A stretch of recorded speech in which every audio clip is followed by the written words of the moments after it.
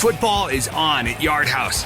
Step up your game at Yard House with Monday Night Happy Hour from kickoff to the final play, featuring appetizers starting at $5. Enjoy game day favorites including boneless wings, pizzas, poke nachos, and more. Plus, catch all the action on over 20 flat-screen TVs and enjoy the largest selection of draft beer with over 100 beers on tap. This season, make Yard House your home for football. Visit yardhouse.com for details. GeekCastRadio.com presents GCRN WarZ. Two geek topics will be challenged. The ultimate battle will come to pass. One shall stand, one shall fall.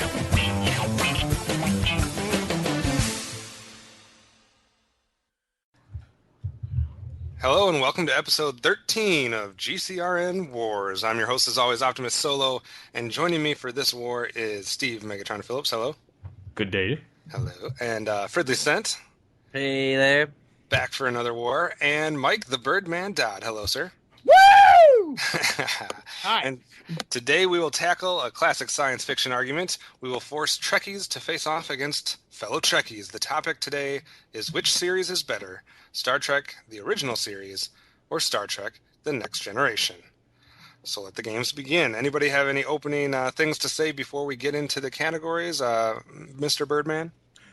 Man, the classic series is so boned. We shall see. Does anybody have before we even looked at before any of you guys saw the script, before anybody saw any of the categories, etc., just kind of thinking of the two series in general, traditionally, do you have a leaning one way or the other, Steve? It depends on the category. But it without having to look at it, I'm kind of torn between both because those are my top two Trek series for multiple reasons. What about you, Matt? Did you have a preference going into this that you thought before you started breaking it down? Honestly, before I looked at the script, I thought exactly what Birdman was saying was that TNG is gonna win this hand over fist, but I don't think it's as close. I think it's closer than that when I look at the script. We have yet to have a blowout, I believe, I don't have all the scores right in front of me, but I'm pretty sure they've always been pretty darn close, which brings up a good point that we should get to before we get completely into this one. We still need your help for episode 12 of GCRN WarZ. If you listen to that one all the way through, you will hear that one did end in a complete deadlock, a complete tie. There's a poll up on the website that will continue to run until we record episode 14. So once we record episode 14, that poll will close and we will deem a winner in the Pirates versus Ninjas war that we had. So go to GCRN and find the page and vote in that poll so we can get a winner on that. All right, that business aside. Anybody else have thoughts before we get into category one? No. All right.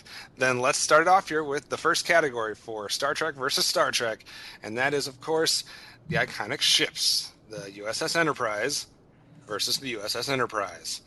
Who wants to start on which was the more impressive ship? Well, it depends. You want me to break this down via what it accomplished or the technical details? Because the Galaxy-class starship would kick the ever-living crap out of the Constitution class. Whichever way you'd like to go, sir. Okay, well, let's talk about the Galaxy-class starship, which is the USS Enterprise, which was, I think, the second Galaxy-class ship constructed, because there was the original USS Galaxy, which Correct. was the prototype. Well, the phaser banks on this thing, I think their Type X phasers would cut right through the other Enterprise's hull like it was nothing. The photon torpedo loads are significantly larger on the Galaxy-class starship as opposed to this one. Mind, you're also talking about 100-year difference in technology as well, as the original Enterprise didn't have replicators, the transporters didn't have as long a range, science facilities were not as advanced, holodecks, need I say more, computer power, storage capacity. I mean, the Galaxy-class starship could effectively move civilizations if it had to. Like, they could evacuate planets with the proper support. A Constitution class, not a way in hell could it accomplish something like that without significant support. Plus, it just was, there were more people on board a Galaxy class starship. I mean, I think minimum you could staff the Galaxy with 170 people. I think that's what the technical stat is. I'm not 100% sure on that. In fact, where's my technical manual? I'm just looking on my shelf here. I don't see it. But if the Constitution did have one advantage over the Galaxy, is that it did require less of a skeleton crew, but required more maintenance.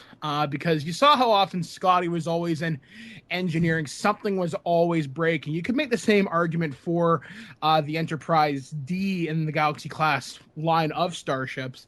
But with the invention of isolinear chips doing a lot of their computing power, a lot of the wear and tear was kind of reduced because they could identify problems before they happened and kind of do preventative maintenance, whereas the other way around, it really wasn't possible. Let me see. Steve, what am I leaving out here? Steve, what does the Constitution have any? Give me the upsides of the Constitution. Well, the upsides of it is its maneuverability, its ability to be jury-rigged in whatever fashion that they need. Not saying that the Galaxy class couldn't do the same thing, because they did it on many occasions. However, the Constitution class, for one, it got a nice upgrade that actually happened, not an alternate timeline, like the Enterprise D did. And it's just the fact that there was a lot more that you could customize, more or less, with it. Basically, I think there were a lot more configurations you could do with the Constitution class. There was a game that came out about 15 or 20 years ago now, when you really look at it.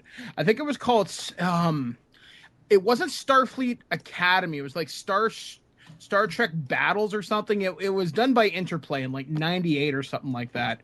And I remember there being a crap ton of configurations you could do with the Enterprise and the Galaxy class. Sure, you could do a lot of configurations, but I didn't see many more. I think the Galaxy class was a little bit, or the Constitution class was a little bit more versatile. Matt, is this one a slam dunk? I like, they're talking specs and numbers and things, but like, if you look at them, just look at them, the Constitution looks way more what I think of when I think of classic sci-fi, whereas the D, it just looks like a giant frumpy space city. I definitely have to agree. If I had to compare the two, the original Constitution version wins for me every time, only because it was the first, and it just looks like the space exploration vehicle, whereas the other one screams 90s or screams 80s. So if you could like have flying one, saucer, if you could either captain one, or if you could have a model of one, if you're looking at it in that respect, does that change the way you look at it? Which one would you rather have, or which one would you rather pilot? Galaxy class, man, holodecks. I'm not leaving, and you all know exactly why. If you had to have a model of one, which one's? The Constitution does look a little cooler. I will give you that one. I definitely swing towards the Constitution class. I've always been a fan of it. My favorite iteration is the A, that from the original series, because it still counts. There's definitely a lot of different ways to look at it, and I guess you could look at it, which one looks cooler, which one can do more, which one did more. I guess it depends on which way you look at the ships, but does it? I don't know if you guys have your minds made up or not, but we'll go around and see if we got votes. Steve, I'm assuming you're voting for the original series Enterprise? Definitely. Okay. Matt, what do you think? I'm gonna go with the D. I just think it doesn't look as cool. It doesn't look as cool, but still gets your vote. I'm with you for a couple of things that Birdman was saying. As far as in a fight, it wins, and there's a lot more things to do on board. So I've always kind of leaned towards the next generation version. What about you, Birdman? Oh, definitely Galaxy. Definitely the Enterprise D. All right. So that does it for the first category. We're going to get into a series of categories that is comparing the characters of these two shows, and then we'll get into some other stuff towards the end outside of the characters. But starting off, obviously makes sense. We have to do the classic comparison of the captains of these ships that we were just talking about. So we're talking about James T. Kirk, and we're talking about Jean-Luc Picard. Matt, why don't you start with this one? What's your first thoughts when you think about these two individuals? Well, they're both very cocky, confident guys. Like, which is something you kind of want in a TV show captain. I don't know how good it'd be in an actual military setting, but I don't know. Like, I think of Patrick Stewart. He's this huge Shakespearean actor and known, worldwide. And then you've got William Shatner, who's known worldwide for other reasons. The Shadisms. Yeah.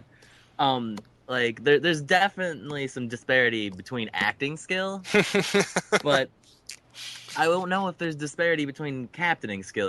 They're different guys and they approach things differently. And I know that I don't know. I think of Patrick Stewart as huge, but I don't know if he's as well known for his Star Trek role as Shatner is. There may be a reason for that too. As you mentioned, if you're going to look at this one from a purely acting standpoint, we don't even need to discuss it. Patrick Stewart is a far superior actor than William Shatner in any way, shape, or form you look at it. You cannot. But come on, he's British. More than that. Birdman, what do you think when you think about these two guys? I think T.J. Hooker versus Professor X is a pretty easy fight. Just saying. Honestly, for me, it comes down. I mean, actors. Patrick Stewart. I was going to call him Captain Picard. In terms of captaining, Picard without a doubt, because yes, Kirk, you did accomplish a lot, but you pissed off the Klingons more than once. Picard didn't start any wars, and he defeated the Borg.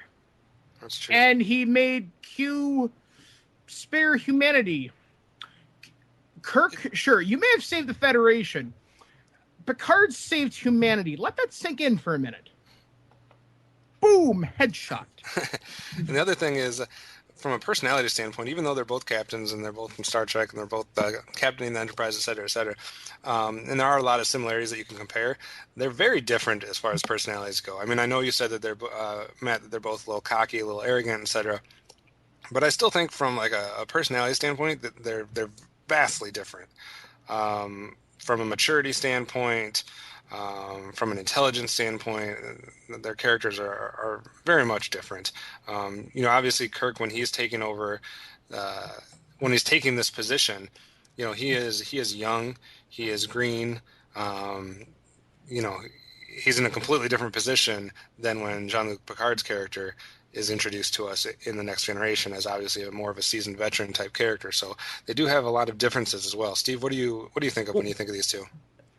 Well, I do love Kirk, and that was my original captain that I remember as a kid growing up, in addition to Picard. I still have to give it to Picard, only for the fact that, one, he's had to grow as a captain. For one, he, had his heart stabbed out by the Nausicaans, and then which is what caused him to become the captain that he is, whereas Kirk was kind of like, he was more cocky, and whereas Picard was cocky until that point, and then everything was more calculated and diplomatic and thought through, whereas Kirk's like, let's gamble and see, and hope that the dice roll in his favor, more or less. And I think that's why, I mean, both of them have commanded more than one Federation ship. I mean, Kirk's had, the original Enterprise, the reconstructed Enterprise, the USS A, and then you have Picard that's had the Stargazer, the Enterprise D, and the Enterprise E. So, I mean, they've each had 3 ships that they've been captain of, but I think that the reason that Picard stands out more so is because he's, for the very same reasons Dodd said, he's just overall a better captain. All right, so your vote is for Picard, Steve? Correct. And Dodd, you're the same? Oh, absolutely. Matt? Yeah, I'm going to give it to Picard, but I think Kirk could have beaten just about anybody else. He's going against Yeah, the anybody wrong person. else. I will agree. I could make a pretty passionate argument for Janeway and Cisco. And I'd ignore you. Except Archer. Fuck Archer. Yep, exactly. Go back to Quantum Leap, asshole. Anyway. So we have a clean sweep in this category. 4 votes for Picard. All hate mail can be directed to. Exactly. I know there's a ton of Kirk fans out there, and there's a ton of people that like him better than Picard. I just don't. I don't. If I'm joining a crew and I get to pick who's going to be my captain, I'm taking Picard every time. I feel more secure and more safe about my life, and he's not reckless. Yeah, and about what we're going to accomplish and the things, not just in a battle sense, but on a just like from a humanitarian type thing and all that. So, I guess it goes back to what their voyage is all about. I think Picard can handle that better. I know going through here that some people are going to question which people I paired up with which people, et cetera, and there's probably 12 different ways you could do this, but it is the way it is, so you can direct your hate at the comparisons and who I'm pitting against each other directly to me. That's all my fault. Send it to feedback@geekcastradio.com. Just say OptimusSolo is retarded. Hashtag. Yeah. But our next category, I decided to somewhat go with the science officers, quote unquote. And I know also some people had different roles throughout the run of their show, which we didn't mention, but I guess we can get that out of the way. Most people that are watching this, I'm assuming, know. But Star Trek, the original series, obviously was a 3-season show, 79 episodes from 1966 to 1969, whereas The Next Generation was a 7-season show, 178 episodes from 1987 to 1994. And the science officers we're comparing here in this third category would be Spock and Data. I think they're a good comparison for multiple different reasons. I know when we get through all the characters, we'll talk about some of the other ways we could have matched them up. But I like Spock and Data going against each other, and I'm actually starting this category off with no idea how I'm voting because I keep going back and forth on these two for different reasons. So it might depend on what you all say. Birdman, how do you break these two guys down? How do you compare these two, and how do you decide who's better? Well, it depends on when you're comparing these characters. Like, do you do Data pre-emotion chip or post-emotion chip? And because that's an important distinction to look at too. Also, are you factoring in anything expanded universe, such as video games, comic books, and books? And for Spock, what you have to kind of apply the same kind of rules there as well. I mean, this is a harder category than you might think, even for me. I mean, I'm probably going to go Data, but at the same time, Spock does have that half-human intuition, whereas I wouldn't use the word reckless, but he takes calculated risks with that little bit of a human hunch, whereas Data, it breaks down by data. There literally is no, let's take a shot and see what happens. He's like, okay, if I factor this, that, and the other thing, I calculate X amount probability of success. Whereas Spock, it's a gut thing and logic. It's a logical gut response, if that makes any kind of sense. Matt, how would you break this one down, or how would you start to tackle it?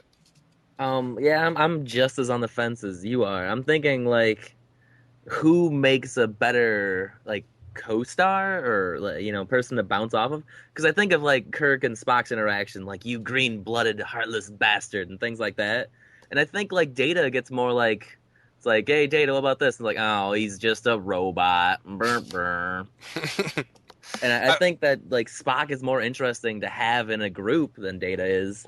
I was just about to say something similar. I was going to say, what if we look at it as who was more important to their individual series?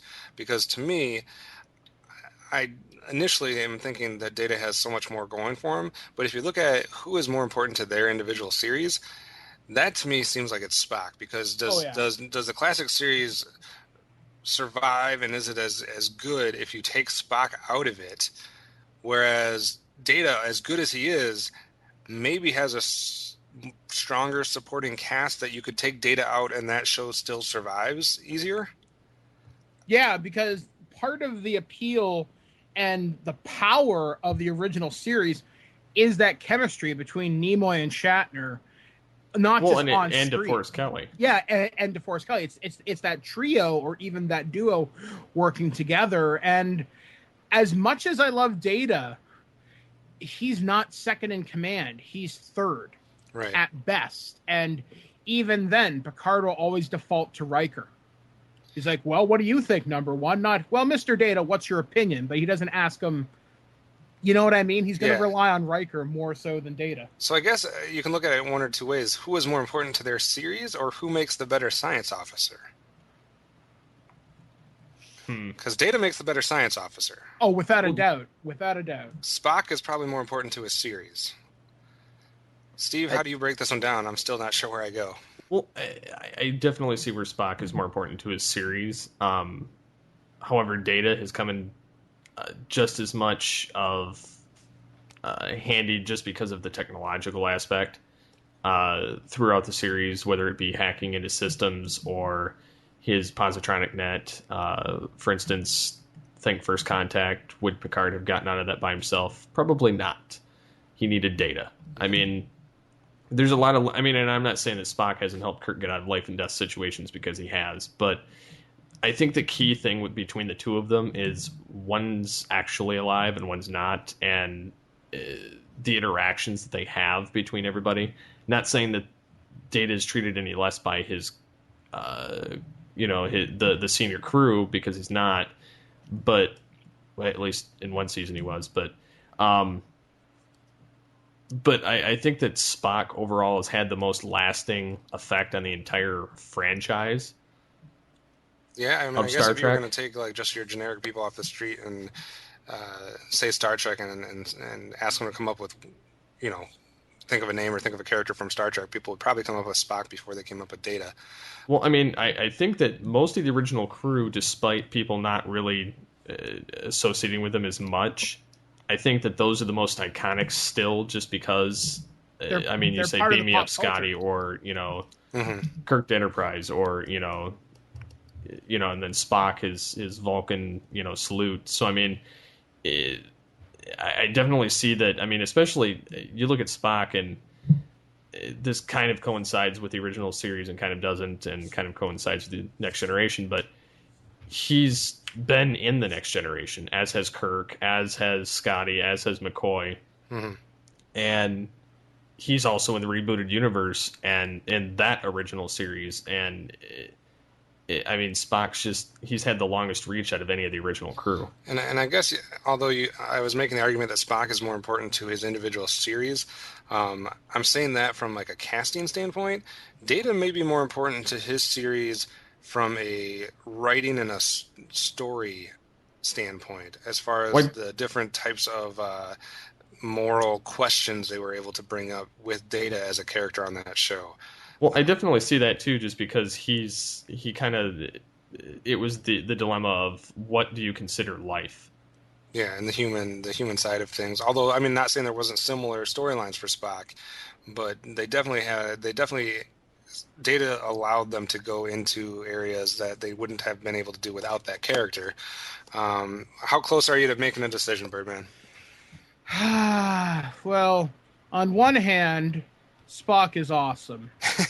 On the other hand, Data did get to bang Tasha Yar. That's true.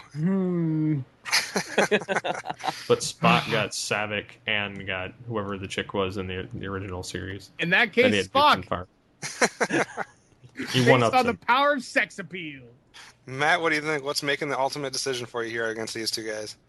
Honestly, one point that hasn't been brought up is that I think on more occasions, Data was a threat to the Enterprise than Spock ever was.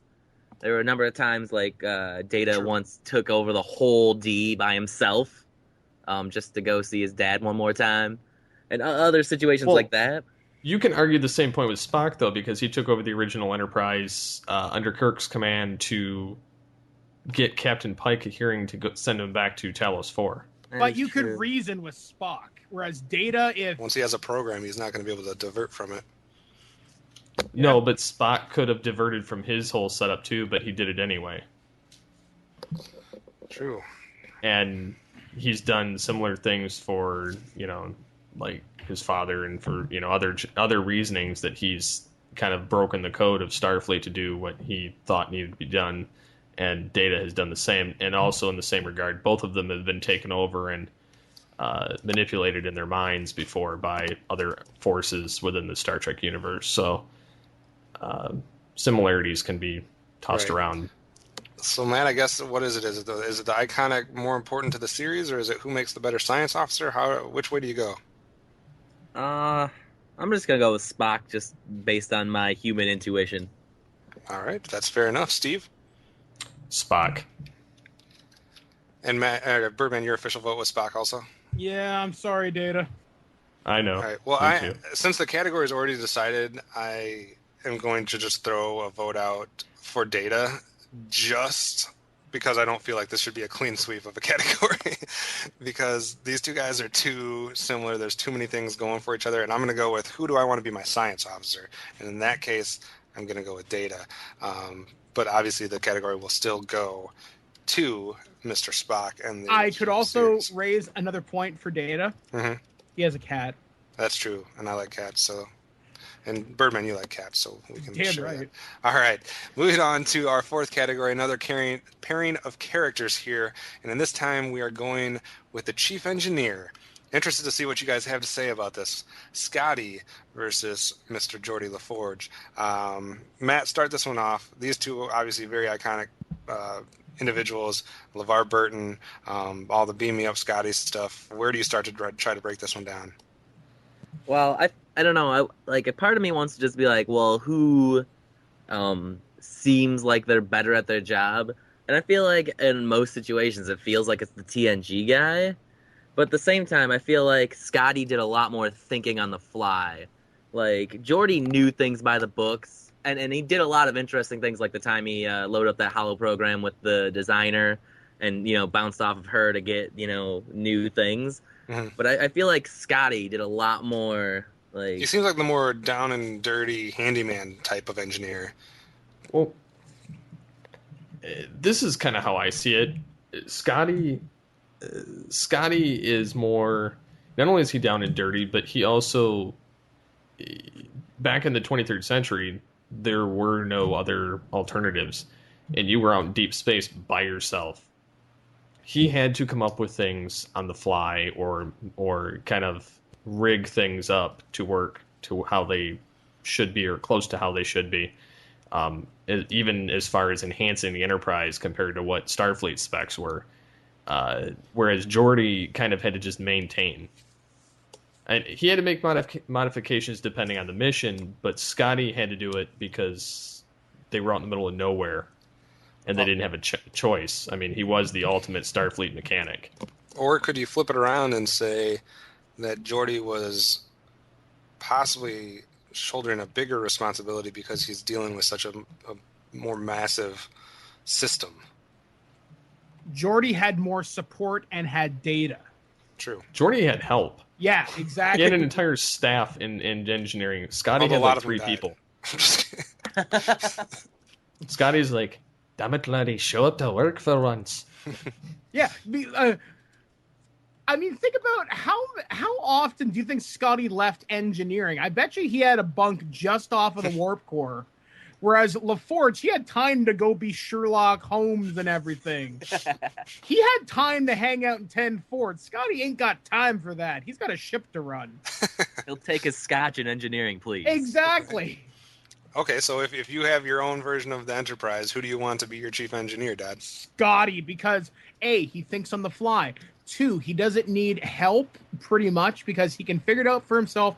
He's resourceful, and if he can't find a part, he can probably build it or procure it somehow. Whereas Geordi, as much as I love Mr. Reading Rainbow, he's at too much of a disadvantage. He's a 24th century wimp.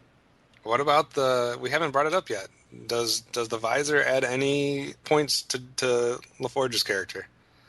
It makes him look cool. He's used it though to do stuff that Scotty wouldn't be able to do. True. While that may be true, it's also been a hindrance because, I mean, look, the Klingons got a hold of a code to the Enterprise by piping into it and crashed the ship.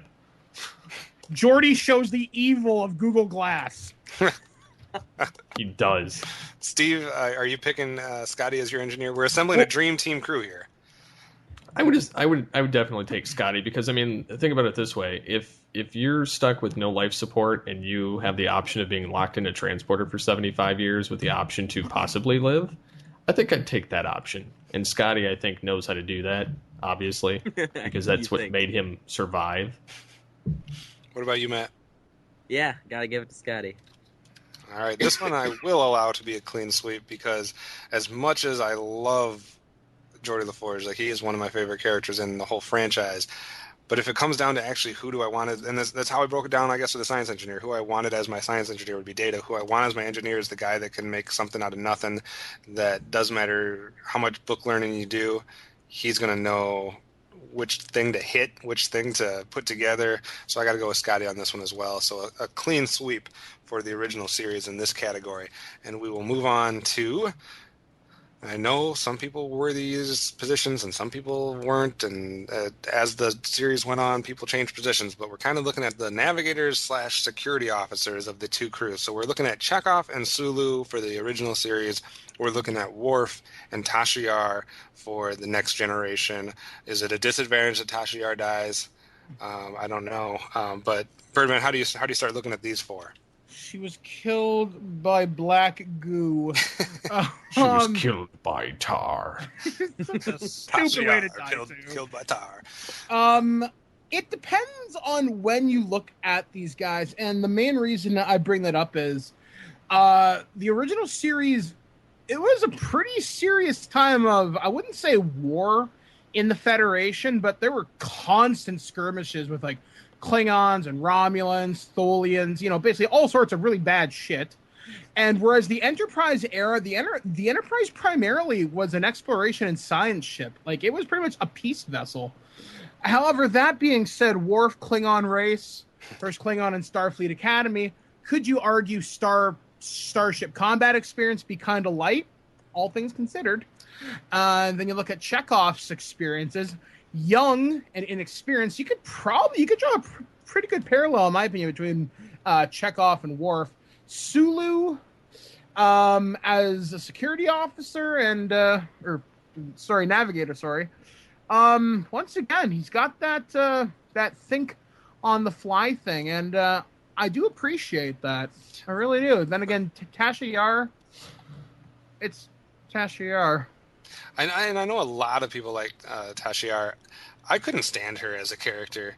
They kept bringing her back. I couldn't stand her as a kid. I can't stand her when I rewatch episodes of that show. I don't know what it is. So for me, it's literally, is Worf good enough to beat out Chekhov and Sulu? You just hate Denise Crosby. Yeah, I guess. I mean, I liked her better as a Romulan, I guess. Pseudo-Romulan, whatever you want to call it. Oh, you mean her daughter? Whatever. But, man, Worf as a security officer is hard to beat. As far as, like, if you're looking at it from a navigator standpoint, obviously you got to go Chekhov and Sulu. But, man, Worf is just so darn cool. Matt, how do you do this one? I don't know. I feel like it's unfairly stacked. Because, like, when I think of navigators, I think Sulu versus Wesley. Yeah, you could throw him in there and take Tasha Yar out, I guess, if you wanted to. No, don't do it. It won't be fair. Take Wesley out of everything. Oh, come on. He's got that awesome uniform sweater. He likes the Wesley Crushers. I got nothing against Will Wheaton. Like, I think he's a fine actor, kind of a douchebag in person, but a fine actor. I think the problem with that one was all script, and they wanted to force him in.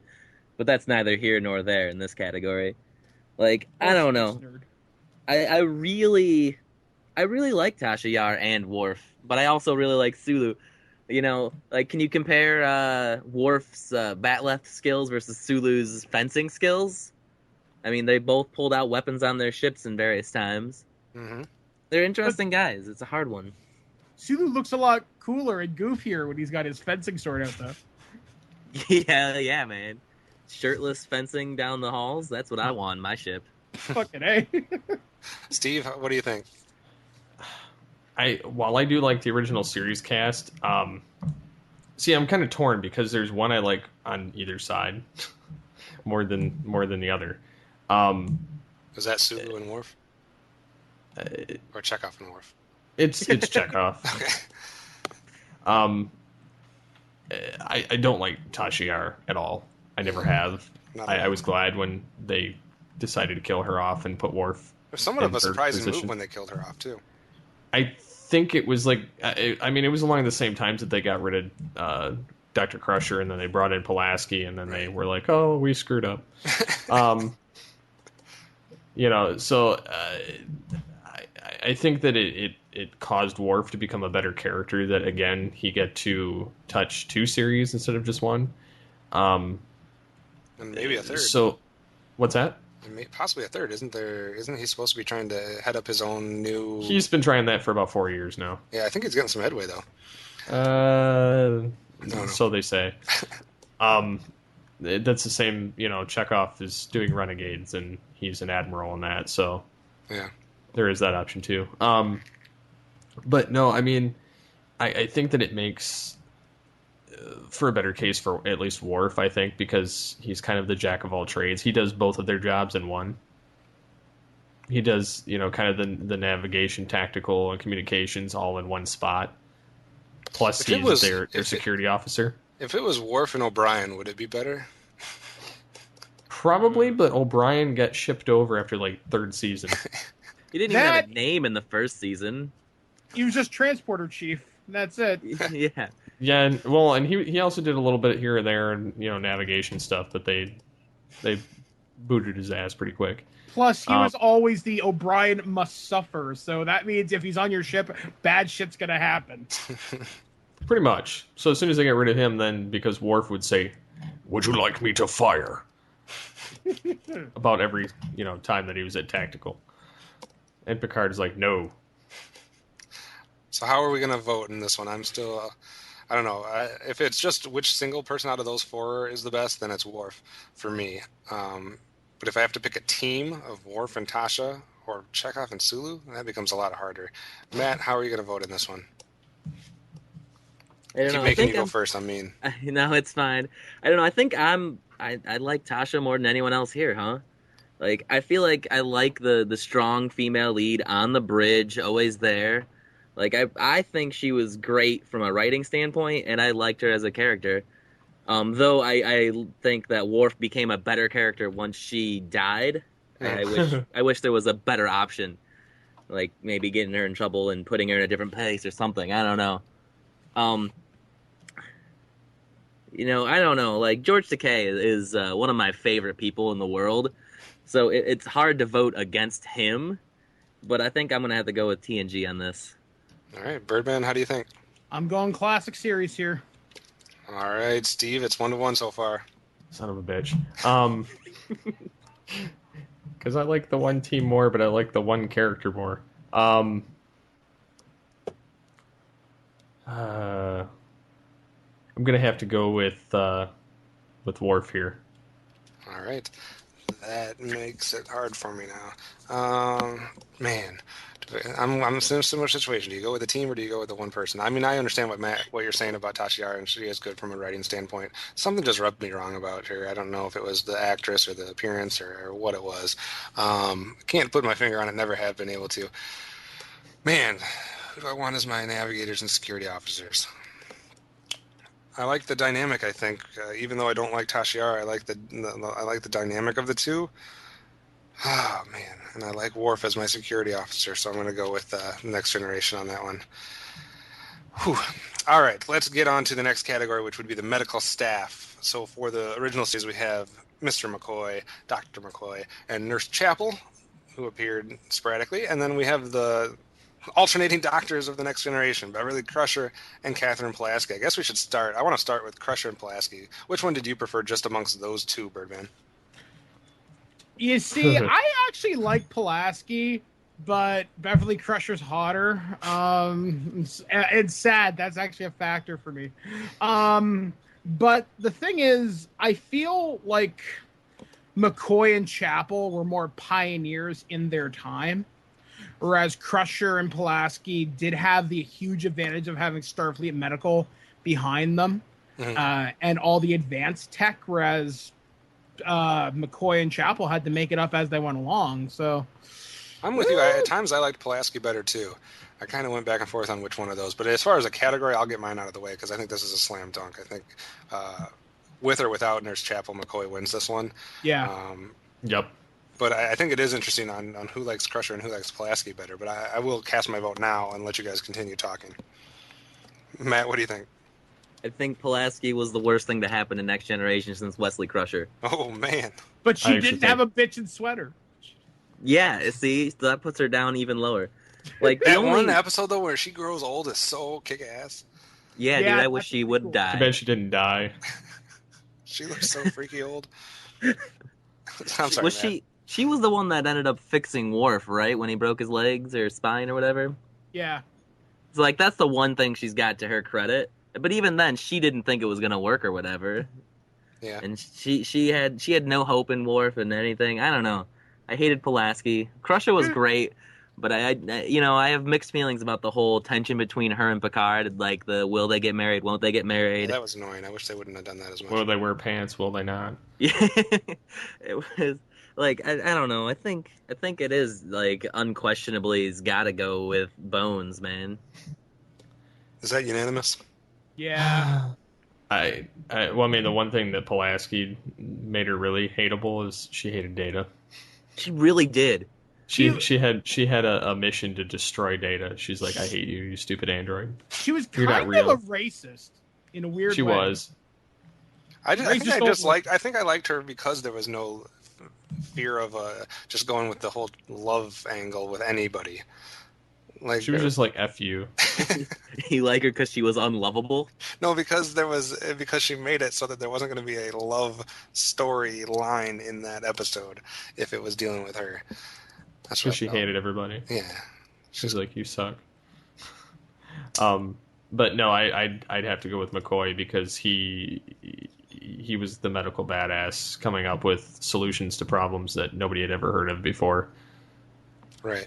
And even in the comics, he continues to do so because they had one where they had Bashir, Crusher, Pulaski, and the EMH, and they couldn't figure out some disease that came about from the original series time, and Starfleet Medical was wiped of the resources of it, and Bones happened to have it on his medical tricorder that he stole from Starfleet that he never turned back in when he quit. Nice. All right, so it's unanimous for the original series as far as the medical staff, which leads us to our last grouping of the actual crews of these two ships, and that is the communications members, which would be Lieutenant Uhura and Deanna Troi. Birdman? The space cheerleader or captain, we have an incoming message from Starfleet.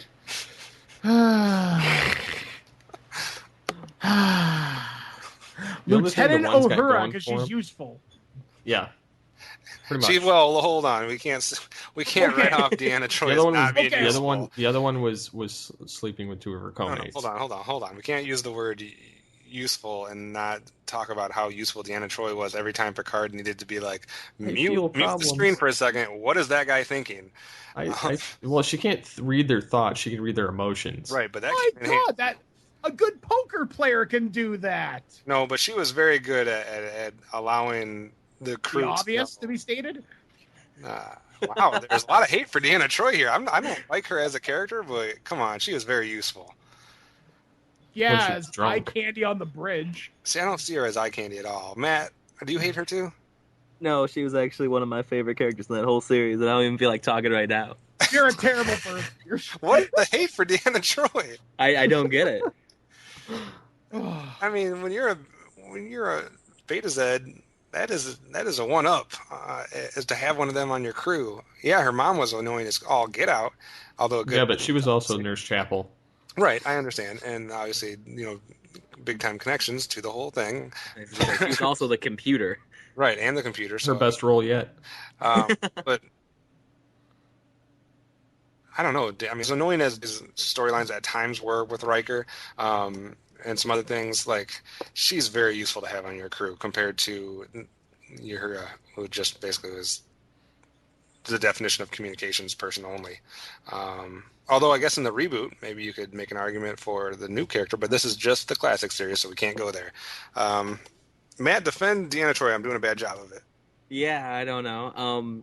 Well, I personally, the opposite of the Crusher Picard love interest, I liked Riker Deanna. Like, See, that I did like. That I'll give you. I think that was well executed, and it was, and whenever there was a step forward or a step backward, I felt like it was actually, a real story, not just like, well, that's what we're doing this week. And I don't know, I like empaths as an idea. Like, I think that's a fun concept. I don't think it gets enough time in fiction, so adding it as a character that's usually on the bridge is great. Would you rather have a communications person that's strictly going to give you communication, or a communication that also can read those feelings, etc.? Like, it's the same person, but then she has an advantage to me. This is no contest. Well, I mean, if you're going strictly from a useful point of view of what was shown on screen between the two series, then I think it's no contest. But that's not what we're doing here necessarily. I mean, there's more to it. And, Troy had the largest wardrobe of anyone on the D. Like, she had two different, yoga outfits. She had that awesome dress, the blue one. Then she had her dressy uniform that wasn't the dress uniform. Space cheerleader. That's all I'm saying. So you guys are going for the bland Lieutenant Uhura? She may be bland, but she's got tech skills. What can you do, Deanna? You don't even have a console in front of you. She doesn't need one. She doesn't need one. All right, so are we going to have a split category on this? Steve, are you voting for the original series on this? As useful, I mean, they both have their different uses, but I'm going to have to vote TNG on this one, I think. Oh. All right. Dodd, are you going the original series? That's right. That's right. All right, you're the only one. I like Uhura. I'm progressive. I like Uhura, too. I just like Deanna more. That's where I don't necessarily like either one, but if I had to pick one that's going to be on my crew, it's going to be Troy. She's more helpful to me. I'd put Dax. Oh, God. Yeah, yeah. You know what? Dax should be in this because arguably she at least has cool tech skills and has generations of experience. True.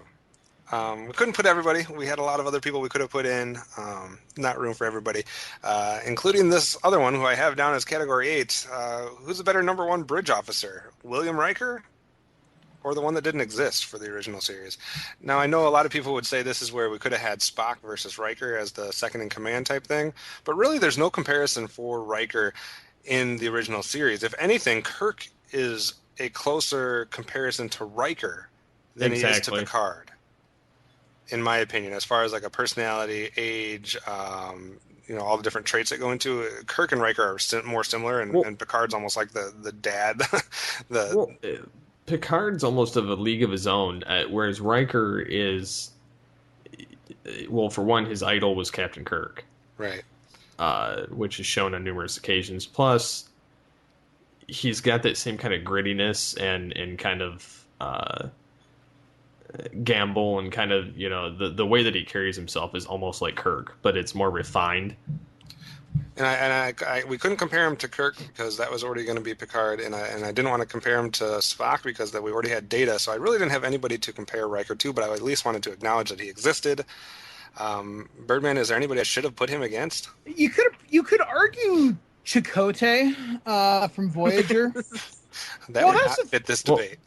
The original series, though, there's really nobody. Yeah, I'm trying to think here from the original series. Well, what if we looked at the movies? Is there anybody even in there? I don't really remember anybody that could compare to that. Kirstie Alley. Nobody. I mean, Decker. Kirstie Alley. There we go. So that would have been an unfair advantage, and Next Generation would have got a slam dunk on this one. But she was in Cheers. Sorry. Does his existence give? This isn't a category, so to speak, but does his existence in the Next Generation give a point towards that series in general as a character type that we didn't have in the original series? Napa know-how. A Napa guy knows more isn't always better, unless we're talking about full-size vans. These beasts do more than get you from A to B. They have so much space a man can live in it. With shag carpeting, waterbed, and a sweet lava lamp, these mobile abodes have all the comforts of home. With quality parts and plenty of Napa know-how, you can keep the original tiny house running longer, stronger. That's Napa know-how. Napa know-how. I would almost argue so, even though I don't want to, just for the fact that they had the same amount of cast. You know, the 7, and then if you count Wesley, it's 8, but I try not to. But it seems like the Next Generation crew made more use of their cast, of their 7, whereas the original series did not. It could have been an amount of episodes thing, though, because... Yeah, I get that, too, but I think that also a lot of it evolved when Roddenberry was no longer involved with the series. Right, when Berman kind of takes the helms. Yeah. Okay, so that's just for fun. I just wanted to at least acknowledge that Riker exists, so we don't seem silly for not having him involved in this debate somehow, even though we're not comparing him against anybody.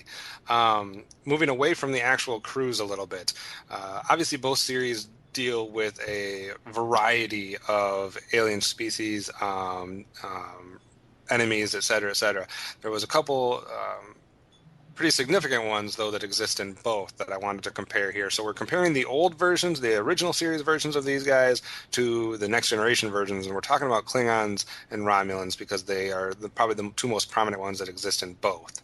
Do we like the old Klingons and the old Romulans better, or the newer Klingons and Romulans going when it comes to these two series? Matt, how do you start comparing these two, or does Klingons go one way and Romulans go the other way?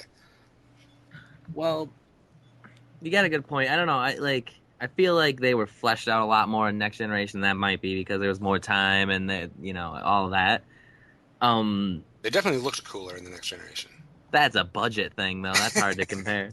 But at the same time, the Klingons in the original series had that storyline of they look so much like humans, they can blend in. And I can't think of a parallel to the Next Generation. And I like that story sometimes. Humans dressed up like Klingons.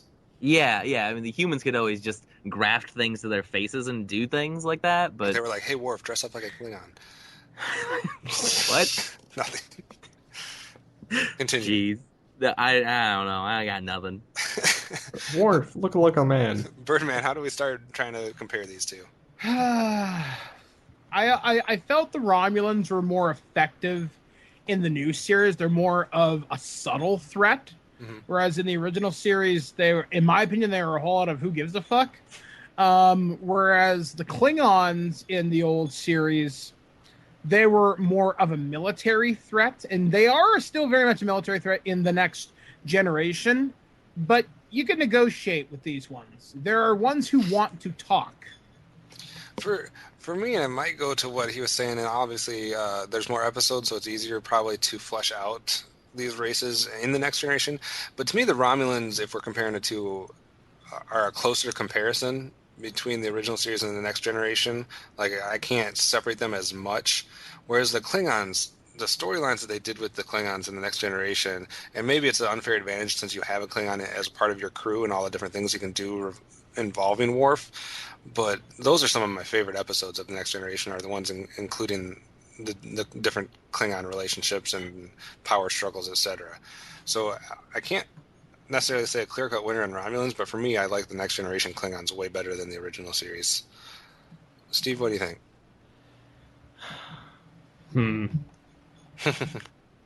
I like them for different reasons. I like the Romulans. Just I like their style and how they look better in the original series. Better, although they are more militant in the future. Thinking that they're better than everybody else. Whereas the Klingons still do, but they uphold their honor. And whereas in the original, it doesn't seem like they had an honor system. It was more of just, you effed with me, I'll come after you. But I have to argue also that the Klingons look cooler in the 24th century, and they just there's a lot more going for them. So kind of tears it for me. Does anybody want to make an argument before we try to get votes for either side? Well, speaking on the honor code thing, you would hear half of the Klingons in Next Generation talk about honor, and then the other half just ignore it entirely. Like, that was a constant thing of, that guy's got no honor. It's like, yeah, and he's winning right now. Right. Like, that happened a lot. I don't know. My vote only, like I said, not for the Romulan standpoint because I think it's almost a wash or it's too close to call. But for Klingons, it swayed me to vote for Next Generation in this category overall. Birdman, what do you think? Honestly, I'm gonna have to go with the new kind of generations, simply more or less because of the Romulans. Okay. Because, like I said, they're a more subtle threat. They've infiltrated the Federation deep. They could literally be anywhere at any time. It wasn't even more of a subtle threat, but it was a more subtle threat, but also a more serious threat. Yeah, I mean, their ships are massive. Their spy network is unparalleled. Right. I mean, the Romulans, honestly, they're pretty badass. Whereas in the original series, cloaking device. I don't know. Although, like I said, Klingons in the original series, they were a pretty big threat to the Federation. Now, not so much. But yeah, I'm going to give my vote right now. I'm saying new. All right, Matt, what do you think? Go ahead. Didn't the classic Romulans used to have like a giant bird painted on the hull of their ship? Yeah. Like, so did the Klingons to begin with. You got to give them points for that shit, right?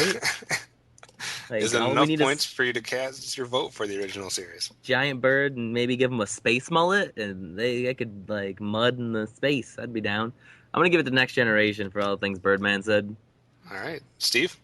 I'm gonna have to go Next Generation just because the sheer amount of ships, the coolness to them, the Klingons. I mean, overall, it's just a better pick.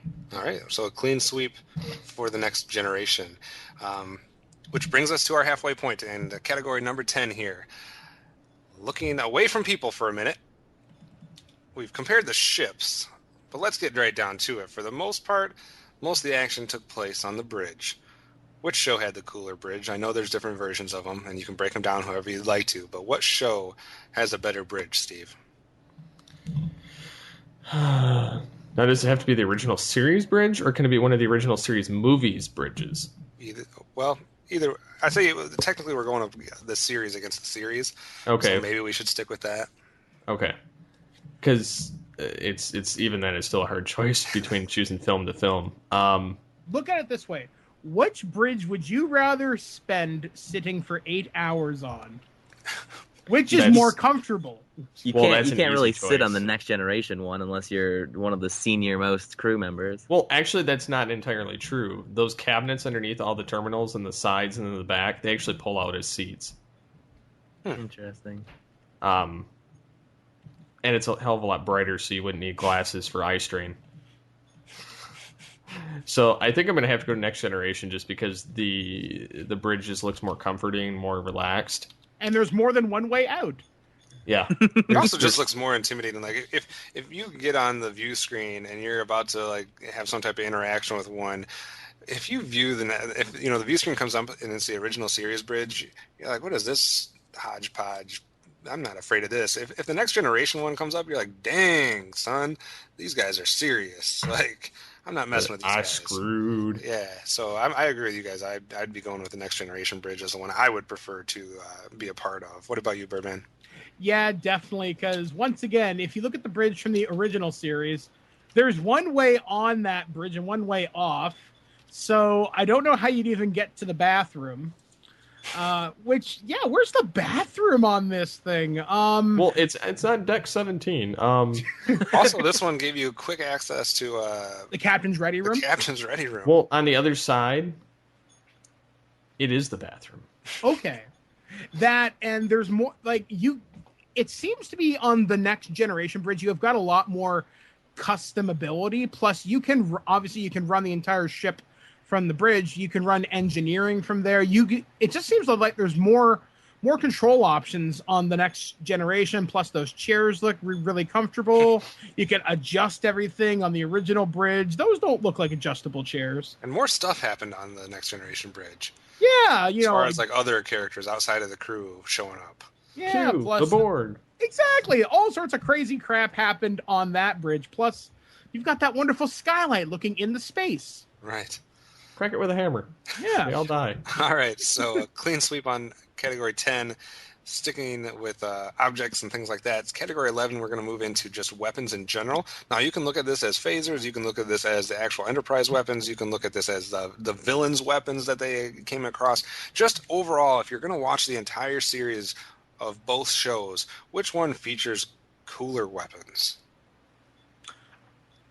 I like the phaser rifle from the new series, but the original one looks so sci-fi as to be really stupidly badass.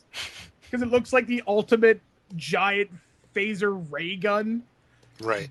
But the weapons of that era were, because they were more primitive in some ways, they were more disruptive. I mean, think about the Klingon blaster from Star Trek 3. When it just disintegrated people. Yeah. I wouldn't want to be shot by that. Fuck disruptors. Whereas in the Next Generation, phaser and disruptor hits are more survivable. They're almost a little bit more civilized. Well, that's because the 90s hit and they had a different government Set the phasers control. is done. In the 60s, you could kill people. Now, are we also including starship weapons in here Yep. as well? In that case, the Next Generation quantum torpedoes. Nuff said. If we're also going to talk about weapons, we can also talk about armor. A blade of armor, which Janeway brought back from the future. But if we're talking strictly Next Generation, because that would be technically in that timeline, if you really want to stretch it out, because she was back in Nemesis, so the technology's there. Trying to think of other big ass weapons. Well, you have think about it this way. You have the tractor beams Yep. that are more advanced. You have the deflector dish. You have, the tachyon pulses. You have the Borg cubes that The are nanite weapons. the nanites. Yep. You have the ability to adapt. And, What about- and prevent? Oh, so I mean, I think it's going to be pretty obvious, 'cause since the Next Generation is so much further into the future, that the technology, et cetera, is going to be there to allow for better technologically sound weaponry, et cetera. But what if you're going about just how each series used weapons? You could argue the original series was more brutal because of things like the Doomsday Machine.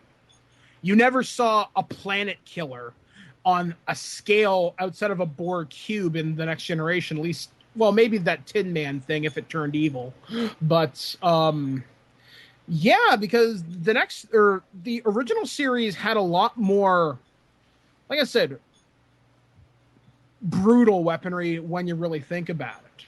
Plus, there were a lot of blades used in the original series, if I remember correctly. I remember a lot of stabbing. So Caesar. I don't know. It's hard. I would not want to get shanked in the 23rd century, but I sure as hell don't want to get shot in the 24th. So, Matt, what do you think? Wasn't it against? Didn't Kirk make a piecemeal blunderbuss when he was fighting like a Gorn or something like that once? Oh, yeah, I forgot about that. We gotta count that weapon because that was awesome. That's Found true. like explosive crystals and jammed him down a bamboo chute and shot a dude. That's Yep, true. Picard never did that. He just turned data into a weapon. I don't know. I think the classic standard issue phaser. Like, I like that the original series, it looked like a gun, whereas the other one, it looked like, I don't know, could have been a A hand scanning mixer? device. Or remote It control. could have been anything. And I guess that's, probably a possible thing in the future, that think not it's all like guns are video going to game look like control. guns. But, like, I don't know. I like the pistol aspect of the old one. So is your vote for the original series, Matt? I don't know. I don't know what else vote. Steve, what do you think? How are we going in this? Which series used the weapons better? Which series had better weapons? How do you want to go there? Well, I do like the styles of some of the original series stuff. I think I'm going to have to go TNG on this one just because of the technological advancements. And, although I don't like their hand phasers in the 24th century compared to the 23rd century, I do agree on the same thing as the rifles with Dodd there, that the original series ones look like dog snot compared to the TNG ones. But I just think overall it's a hands down TNG. I mean, you have the original series. Not only were they brutal with their weapons, but they used their phasers from the Enterprise to light a friggin' mountain. I mean, torch it. But Birdman, agree or disagree? I agree. Matt, back to you. Yeah, I'll give it to TNG. Although the homemade blunderbuss is a major points. All right, that makes it 3 clean sweeps in a row for the Next Generation. Let's see what happens as we get back into some people. We've talked about the crews, but we talked about some of the races. We didn't get into specific villains. So which series had the best villains? We had people like Gorn, General Chang, Khan, Commander Cruz, Harry Mudd in the original series, and a bunch more that I'm sure all you guys will mention as we discuss this. Some of the main ones you might think of for the Next Generation: Arbus, that's the character that killed Tasha Yar. You have the Borg Queen. You have Q. He may be enough to win this category alone. The TOS sisters, as far as Klingons go. Lore, Data's brother. Which series did you like the villains in better, Birdman? TNG, I felt they were more memorable. I mean, out of the original series, I can name General Chang, the Gorn, Khan, Mudd, and Tremaine. You ask me who I can name out of TNG, I can rattle off like 10. And the other thing is, we are somewhat cheating here because the villains we're coming up with for the original series are technically from the movies mostly. Yeah. Well, the only one that's not is the Gorn, Khan, and Harry Mudd. And the Gorn was only one dude. I know. Who got it was one killed by episode. a homemade blunderbuss. Keep going with your thoughts. So you can name more for the Next Generation. Does that make it a surefire thing for them?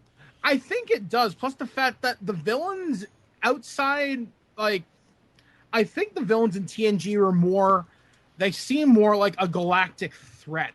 The Klingons are a regional thing.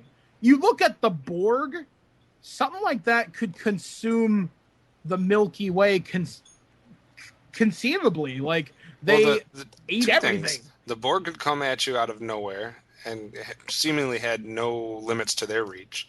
And Q really didn't seem to have a lot of limits to his reach either. Not until Voyager, anyway. Yeah. But that was what's so great about Q is that, like, he was clearly the first villain they ever fought, but ultimately he was rooting for humanity. Like, if it wasn't for Q, there was no way the Federation was ever going to be prepared for the Borg. True. Like, him throwing the Enterprise at the Borg way before they would have ever encountered them is what allowed them to start their research and everything. That allowed them to fight. Yeah. Like, and just think of, like, if you were to take these and switch them, right? Like, Khan versus like, Picard. Like, he got duped by Kirk, so how easily would he get duped by Picard? But then, like, Q versus Kirk? I think that would have made for an interesting story. Well, they would have been battling each other with you know, sarcastic remarks. Q would have just been having fun with him. Yeah. And Kirk would, too. I don't know. I don't think Kirk would have outsmarted Q. No, he wouldn't have outsmarted him, but he would have gambled in the right way to piss him off and make him leave. He would have Rikered him. Yeah. So, Matt, is your vote for TNG? Yeah, I don't think it's really comparable. Steve, you have 2 votes going TNG. Are you going to be dissenting among them? I mean, I think ultimately the original series only had actually 2 real villains in Khan and Chang. But again, the only recurring villain that the original series had was Khan. I mean, you could argue races of people, but I mean, Harry Mudd's not really a threat. And then you have, I mean, Khan's really the only threat, and he was only in 1 episode of the show and 1 movie. I mean, that's you look at TNG. I mean, the Borg are in half the series after, you know, season 2 or 3. You have the Duras sisters, which are a pain in the ass. You have Lore, which shows up 10 times, and then you have Q that shows up 8. So, and he's there at the beginning and the end of the series. Right. So, I mean, I would say overall that the original, or that the Next Generation wins it hands down. All right, fair enough. Getting back away from the people then for a little while, basically for the rest of the time here. And this one, you do not have to look at specifically just one crew versus the other crew. Looking at the series as a whole, which series had the better style, the better uniforms, the better clothing, the better outfits for either alien races, you can talk about the actual crew uniforms, which one you liked better, just overall, which series had better clothing. I know this seems like a weird thing for us to be comparing, but we're trying to break these down in any way possible. Birdman, what do you think? How do we break down the clothing? How quickly can you get it off if you got to go to the bathroom or you want to get some nookie? That's how I break it down. That's one Not way good to for look at TNG. Honestly, the original series uniforms, I like how simple they are. The problem is telling ranks. It's a little too much effort because you have to memorize it, in my opinion. Well, yes, not only they're all that, but color-coded. it's like, here, let me see your arm. Yes, please show me your wrist, fine sir. Whereas, look at my chest or look at my arms. At least I can make it look like I'm looking at your eyes. Functionally, I think the TNG uniforms look better from a military standpoint. Because I think it's easier to identify officers. Their pants were cool down by the shoes. Sorry. Yeah. Although the original series, like I said, they would seem more comfortable. Like you could maybe get a uniform an extra size too big so you can fit into it. Whereas the next generation, man, you better hope you look good naked. Because it hugs in all the wrong places. It was actually very distracting, oftentimes seeing Picard pull his uniform down because it was starting to ride up in spot. Yeah, that got a little tedious at times. Well, he goes, "It's riding my crack, number one." So you'd rather wear the ones from the original series, but you like the ones from the Next Generation better? Is that what I'm hearing? Yeah, although I do like the later TNG era when they get, as I call them, the corduroy uniforms. Yes, I like those as well. But I do like the later versions where they were still they were still colored, but they weren't as jumpsuity spandex, I guess. Like the ones with the collars? Yeah. Those I liked the best, but corduroys would be a second. All right, Am I the only one who really hated when the captain had the jacket with the leather shoulders and the gray undershirt? That was Pimp Picard. Oh, I hated that outfit so much. Kirk pulled that one once too, but he had the green shirt. Oh no, I liked that when he had the green open chest shirt. I liked that Kirk, and I hated gray shirt Picard. I don't know. I hated gray shirt Picard as well. I liked the green shirt Kirk, but green shirt Kirk looked like he spilled pea soup all over himself. I hated the color.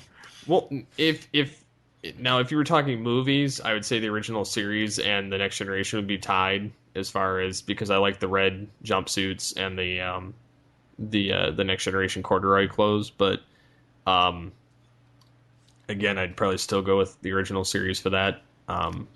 But I think even for the regular uniforms, I'm going the original series just because it's simpler and, they need to take their damn shirt off. They can just take their damn shirt off. They don't have to number one, unzip me. Good point. Now, here's a question for the panel here. How do I put my pants on? Who had the most comfortable casual clothes? I mean, really, the Next Generation, because they actually had clothes. Whereas the original series had jumpsuits. Everybody in the future has jumpsuits. I think in the future, obviously you had a lot more options. Although there were certain races I thought had better, I like the older style Klingon uniforms. I know I'm weird, because the newer ones look like they'd be very smelly and uncomfortable with all the body armor and spikes. Whereas the other original ones, they look okay. Kind of like the Romulans, they look like they're completely uncomfortable wearing the padded shoulders. They look, when I look at a Romulan from the Next Generation, I feel like they'd feel to the touch like the inside of a pizza delivery bag. It does look like that. Like they're fuzzy and they poke you. That is awkwardly accurate. I just want to walk up to him I'm sorry, Sub-Commander, whatever the hell your name is. Can I just touch you for a minute? I'm just really curious. Picard walks up. It is static electricity. Fascinating. Mr. Data, come here. But yeah, so I'm going for the Next Generation. Matt, that means you're the only vote I need here. Which clothing would you prefer? Which one do you like better? Well, I like what Steve said earlier about if you were comparing the movies, Because I feel like just the uniforms and the jackets from Wrath of Khan were some of the coolest costume design in any Star Trek ever. Oh yeah, easily. Yeah. They look so good. So I'm going to go with the original, and I know we're not doing movies, but I like the original outfits. Like, if you were to load up my Star Trek Online account, if you could ever find it, like, all of my crew were in original uniforms. All right, fair Which enough. you actually had to pay for, which is stupid. Then in uniforms, we have a split 2-2, 2 for the Next Generation, 2 for the original series. Our first tie in as amongst the category goes. See how that plays in effect later on. Going into category 14, you can compare the theme song, you can compare the underlying themes, the different musical scores. Which series did music better, Birdman? TNG, beyond the shadow of a doubt. However, that being said, the original theme is more iconic. And a lot of people recognize all those Star Trek sound effects because they're kind of part of the pop culture. Identity is not the word, but kind of the nerd social fabric. Like, you know what a phaser is, you know what a photon torpedo is. With Star Trek: The Next Generation, yeah, it's got really good sound design, but I agree with that point. I don't necessarily agree that the original series has the more iconic theme song, though. I don't know. If you were to pull people on the street, they'd be able to tell you, especially with that. I think more people these days would be confused if you're taken outside of the geek circles. Well, the funny thing is the original series theme, they reincorporated, and all they did was just add a little bit to the end and threw it into the new rebooted films. Napa know-how.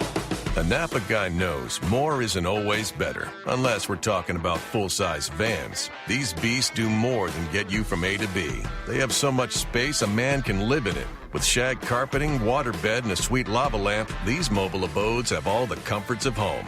With quality parts and plenty of Napa know-how, you can keep the original tiny house running longer, stronger. That's Napa know-how. Napa know-how. I don't know. So, I just feel like if you took just a general person and played both themes, I think more people would identify the Next Generation theme song before they could figure out what the heck was going on with that original one. But maybe that's just me. But If I you think it would played also 30 depend on seconds. if they saw the rebooted films, because if they saw the rebooted films, then That's in it's the there. same theme. Yeah. Next Also- Generation is the better theme, though. I Like, I think I that's like the original. What do you say, Matt? But like, what if they're Tenacious D fans? Because Tenacious D plays the original Star Trek with its completed lyrics every concert. That's true. Have you guys heard that version? No, but it sounds interesting. Thankfully not. Oh, I'll put a link so that you can put it in the show notes because it's worth seeing for everybody ever. And we just lost our viewership. Stop Ouch. hating on it. Don't hate on the D. I like the D, I just don't want lyrics to that song because it's Oh. so good. it's like singing the X-Men theme song. Matt, Sorry. who has the There better comes theme and Wolverine. who used music better throughout the series? Well, I don't know. I feel like I can't fairly judge this category because when I hear just the first, 3 or 4 seconds of Next Generation, I'm like 5 again. Yep. And it's like that was what I grew up with and that's what it's going to be. Like, I like both themes. I really do. I don't dislike both themes, but the original series one gets on my nerves faster than the Next Generation one does. Like, I can just listen to the Next Generation theme in the background, like on a somewhat softer tone, and just be like, "Yeah, this is awesome." Where the original series, eventually, I'm gonna be like, "Stop that! Fingernails on a chalkboard, please stop." See, I enjoyed it. I like all Star Trek themes, like other than the Enterprise, because I hate What was Enterprise. that I doing? like that theme. We have now concluded that Birdman has terrible theme song. No, I'm just kidding. Totally kidding. Matt, where's your vote going on the music? Next Generation, but that's only nostalgia. Fair enough. Steve? Well, the funny thing about the Next Generation is actually it's part of the motion picture theme, like part of it. Okay. But anyways, I'm going TNG. I just prefer the theme and the ship sounds instead of hearing whoosh, I hear as it goes past, and I know it's something minute and stupid, but plus just the tune to it is better, and you have, instead of space, the final frontier, it's these are the voyages of the Starship Enterprise. So, I mean, it's just, I don't know, it's more fun. Good point. All right, now for a category that I completely need your guys' help on because I know nothing about it. Which franchises had the better games? You can talk about board games, card games, video games, arcade games, however, which way you want to go with this. Which franchise has produced better games? Where do we even start with this one? They have good games? There have been some good games. I mean, I can even talk about some of the role-playing game stuff done by Fossa, Last Unicorn, and Decipher. I think arguably the best one was probably the Decipher one, although Fossa did put together a pretty good board game for the original series. There was actually even a Starship Battles miniatures game, very similar to Star Wars Empire, that's out right now. It's like that little X-Wing game. There were a number of really good Star Trek original games that came out on the PC in the 90s. There's like Starfleet Academy. I think it was called Star Trek Command. They were done by Interplay, and like I said, I think from 1997, 98 till probably about 2003, 2004. They were really good, set in the original kind of universe. You could play as the Romulans, the Gorn, the Klingon, the Federation. They were really, really cool. There were games on the Next Generation, like Star Trek Federation, really good game. There was Federation 2, I think it was. I can't remember. I reviewed one on my show like a year and a half ago. There was also Star Trek Elite Force, which is more Voyager, but still set in the TNG era timeline. There was a couple games on the Genesis. There was a couple games on the Super Nintendo. There were games on the NES.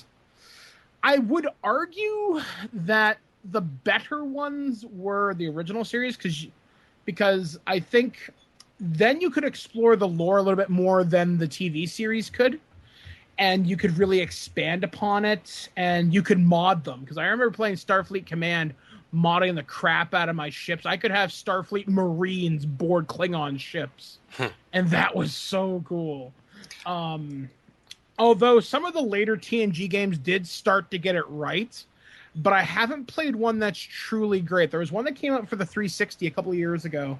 Or, sorry, not a couple of years ago. Probably about 8 years ago now. I can't remember what the hell it was called. But it wasn't bad. Someone else. I'm going on for hours. I've never played a Next Generation game. I remember renting or getting from somebody or something one of the original series games, and it had to be either for the Nintendo, the Super Nintendo, possibly the Nintendo 64, but it was one of those early, first couple generations of the Nintendo games systems. And all I remember is that the game was freaking impossible. I remember being Kirk, and then you had like your away team, which you could pick, I believe, certain members to join you. Are you talking about the one where you get onto the planet and you get stuck in the cave? Yeah. I still have that one, the 25th anniversary game. All I remember is it being hard as hell. Blue Label, right? Yep. And I just couldn't figure out what the heck I was supposed to do. It was like one of those where you had to get one thing in order to do something else, in order to do something else. Yeah, it was a pain in the ass. Even the controls were difficult on it. It was not a very good port, 'cause I think that was a port of the Apple II version. Okay. Or the one for the Mac, anyway. That is the limit of my Star Trek gaming experiences. Steve, you've played a few games though, right? I've played some on where you just command the ships. I've played them all the way back to when they were like DOS games. Okay. And various incarnations of that as well. Is it true that the computer has had better Star Trek games than like the actual consoles? Far and away. Yeah, I would definitely say so. The console versions pale in comparison usually. I've had a few that have been entertaining for about an hour, and the PC I'm at least able to keep entertained for a few until they get too difficult to continue. Which games have you had the most enjoyment from, Steve? Like I've played Star Trek Online. That's one of it's halfway decent. I wouldn't say that it's perfect or anything. I enjoyed back in the day the 25th anniversary game until I got stuck in that cave. Because I did figure it out pretty well. I just once I got in that cave, I was screwed. There was And I guess there's a lot of episodes to that game Mhm. once you get past that point, but I never did. And DOS is dead, so can't play it anymore. Don't know why I still have the disc. I've also played, not necessarily on the computer. I've played like the Hero Clicks board games. Okay. Of the original series and like the Federation versus the Klingons, and it's actually quite fun. Matt, what's your gaming experience when it comes to the Star Trek franchise? Have you played any of the Star Trek games? Maybe a dozen of them. Like I know I've played at least a little bit of Bridge Commander. I played Ship Creator. I mentioned earlier I played the MMO. I played Starfleet Command 1 and 3. I played whatever that ground-based RTS was that was really bad.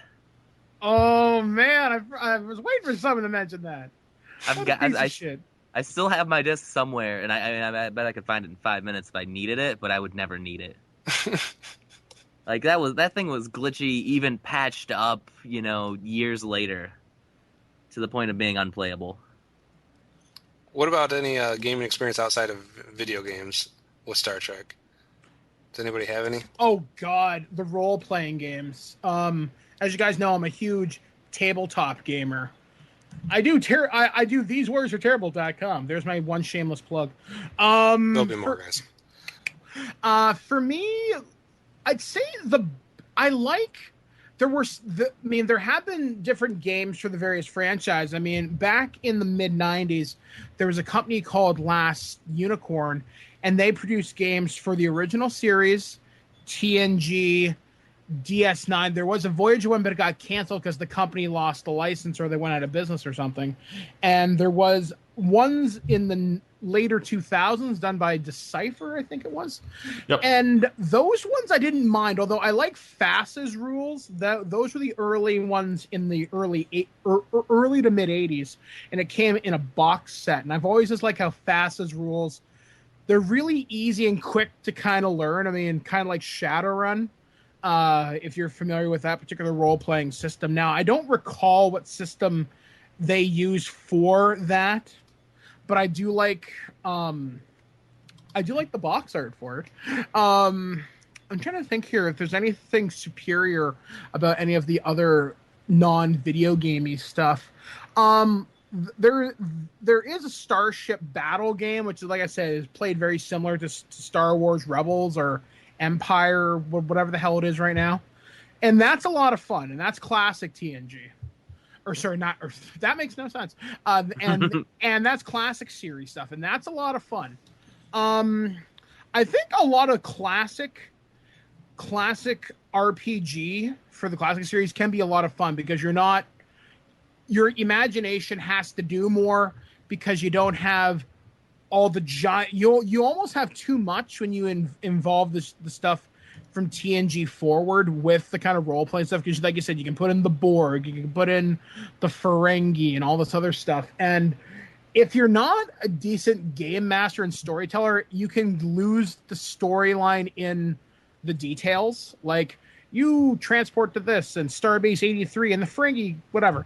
Whereas with the classic series, I find the story came first because you had a limited tool sets. I found you had to work a little bit harder. Now, that's a debatable point because you could make the same argument for TNG from a purely role-playing standpoint. But I would say classic series is a little bit better on that side of gaming because I think they treat the franchises as a little bit better because it is so beloved.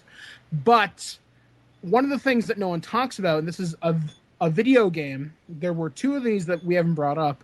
There's one called Borg Assimilator, which is essentially a torture device.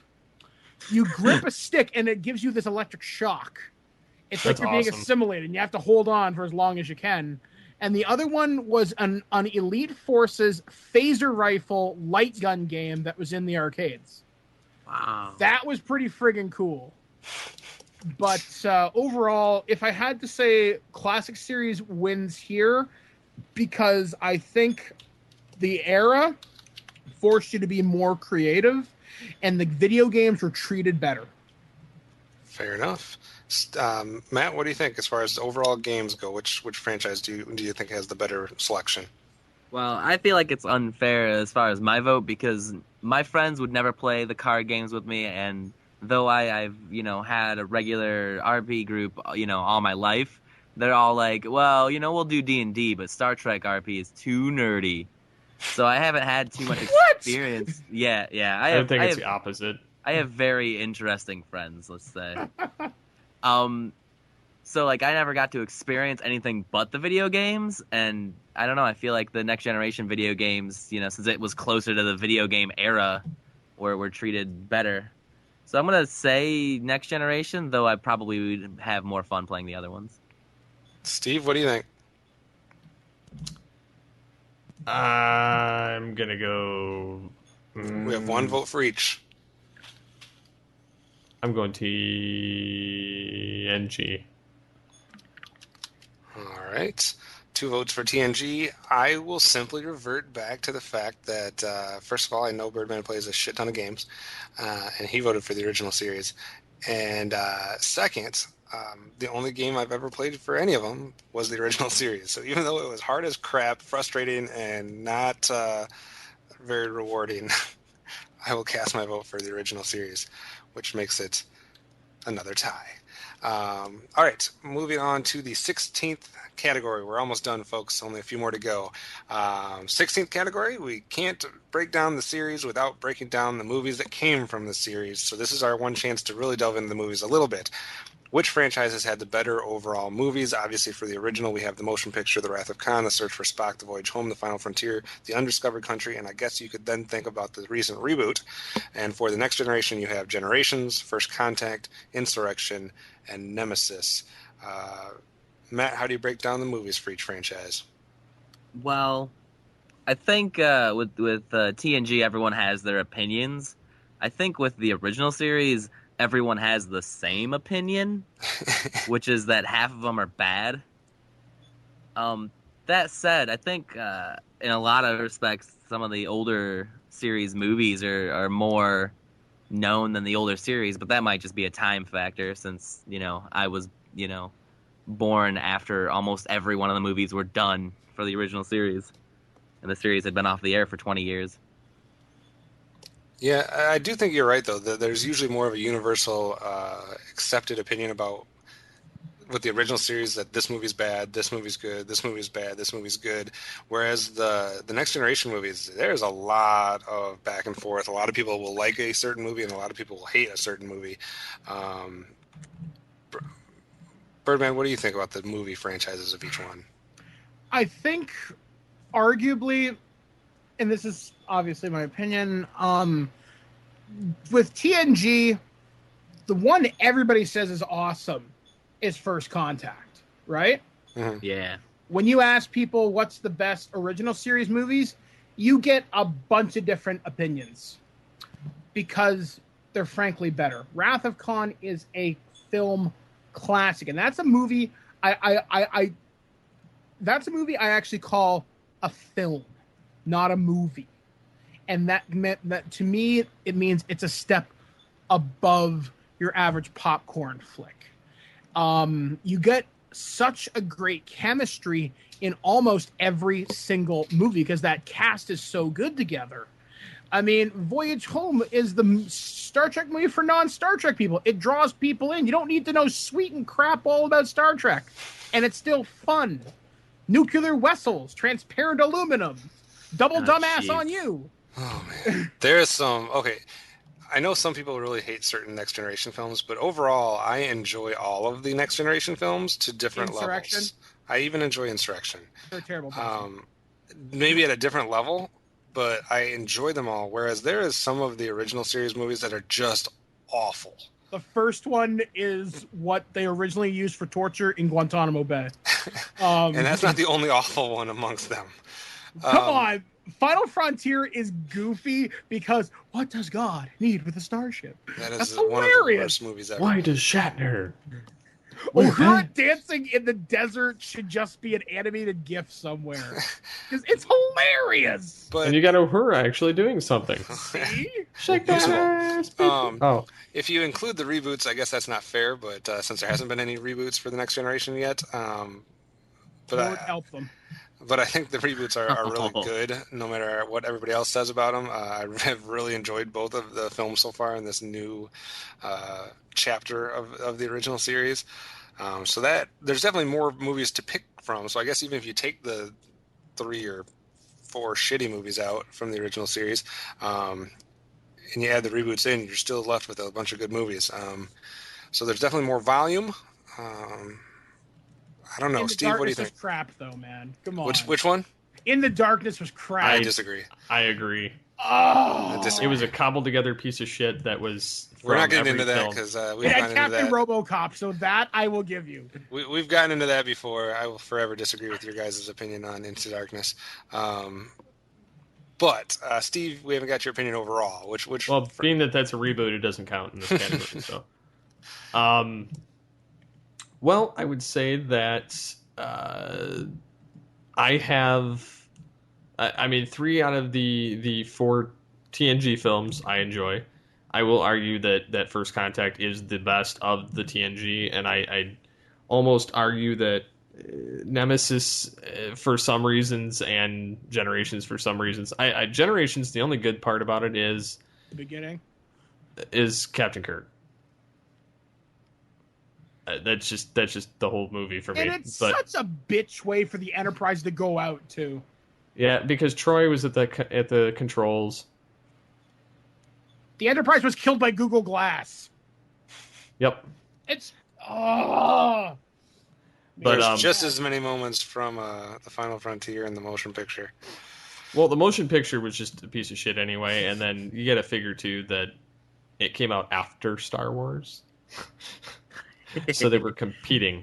Don't ever watch those 2 movies back to back. By the way, don't ever watch Star Trek: The Motion Picture and then any Star Wars film back to back. Or man, The motion picture was just too damn long, and it was just I couldn't tell, like I couldn't even appreciate it barely until I got older, and even then I still don't like it. I think Birdman does bring up a good point, though. If you were taking which movie out of all of them gets the best acclaim, Wrath of Khan is definitely set on a pedestal above any other Star Trek film that's ever been made. I'll tell you why. Because it's because it was actually well written. That usually Well, helps. there in a was some movie. gravity to it as well, because when Spock died, that was a game changer. Yeah. I mean, it's like... Unlike films Can't have a today search where they for don't Spock actually without- kill any main character. Yeah, and they get saved by magic blood. Sorry. I had to. I'm a horrible person. You are. It's okay. But the right guy said Khan in that film, in Yeah. The Wrath of Khan. Let's get into you some guys more are nitpicks cool. on a new movie. then man, I'm not going to go. Everybody I'm not knows gonna our get on a opinion of soapbox. it. Anyways, but I think I enjoy more of the original series films overall. It's just I have more. For one, I grew up with them. I mean, not that I didn't grow up with TNG films because I actually got to see all of those in theater. But I find that I enjoy Wrath of Khan, Search for Spock, Voyage Home, and Undiscovered Country. And for me, that because Wrath of Khan and Undiscovered Country are my top 2 in that whole. I mean, I like Voyage Home too, but those are my top 2 out of the series. I find that it trumps TNG in this category. Fair enough. And Birdman, you're voting for the original series as well. Absolutely. Like I said, the original cast has better chemistry. Though my favorite Star Trek movie is First Contact, one movie doesn't make it the best. Matt, what do you think? I don't feel like it's as cut and dry for me as it is for everyone else. Like, I mean, I love all of the Next Generation movies.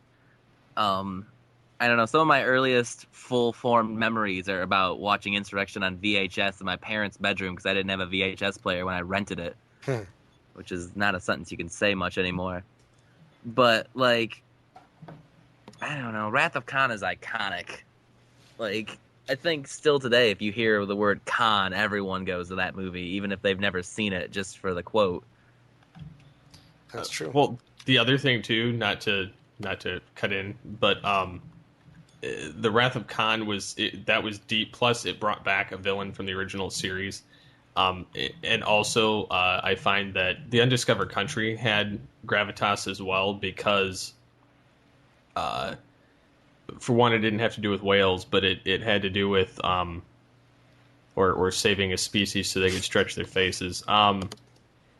But the Undiscovered Country stopped interstellar war between the Klingon Empire and the Federation. True. I Man, think I didn't see where That's my favorite, though. Yeah.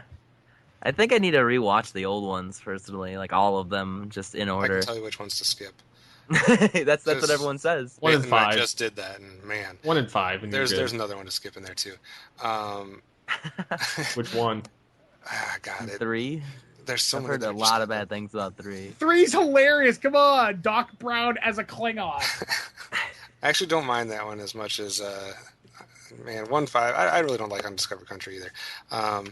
But I think of it this way: if you had to sit me down and say, I'm not going to tell you which one, but we're going to watch a Star Trek film from the classic series or a Star Trek Next Generation film, I'm always going to pick the Next Generation film. Or if you said you're going to have to watch all of them, 1 through 6 or 1 through 4, I'm going to pick the Next Generation films to watch 10 times out of 10.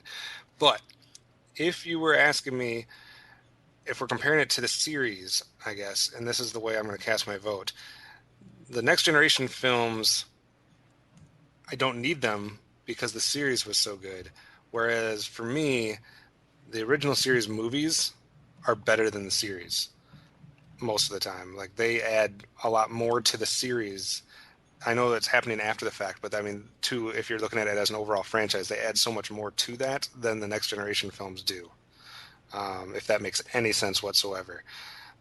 It does in my head, so I'm going with that. I'm going to have to agree with you 100% because I feel like the Next Generation movies, at best, all they are is a longer episode. It's like a deleted scene on a film. It's like, oh, you love this series? Here, watch this little bonus. Yeah, it's like there's no, some of them don't even have like the moral quandaries that were so huge in TNG. Some of them just feel like more action movie than. It's just we didn't get quite enough of that group, so let's see some more of them.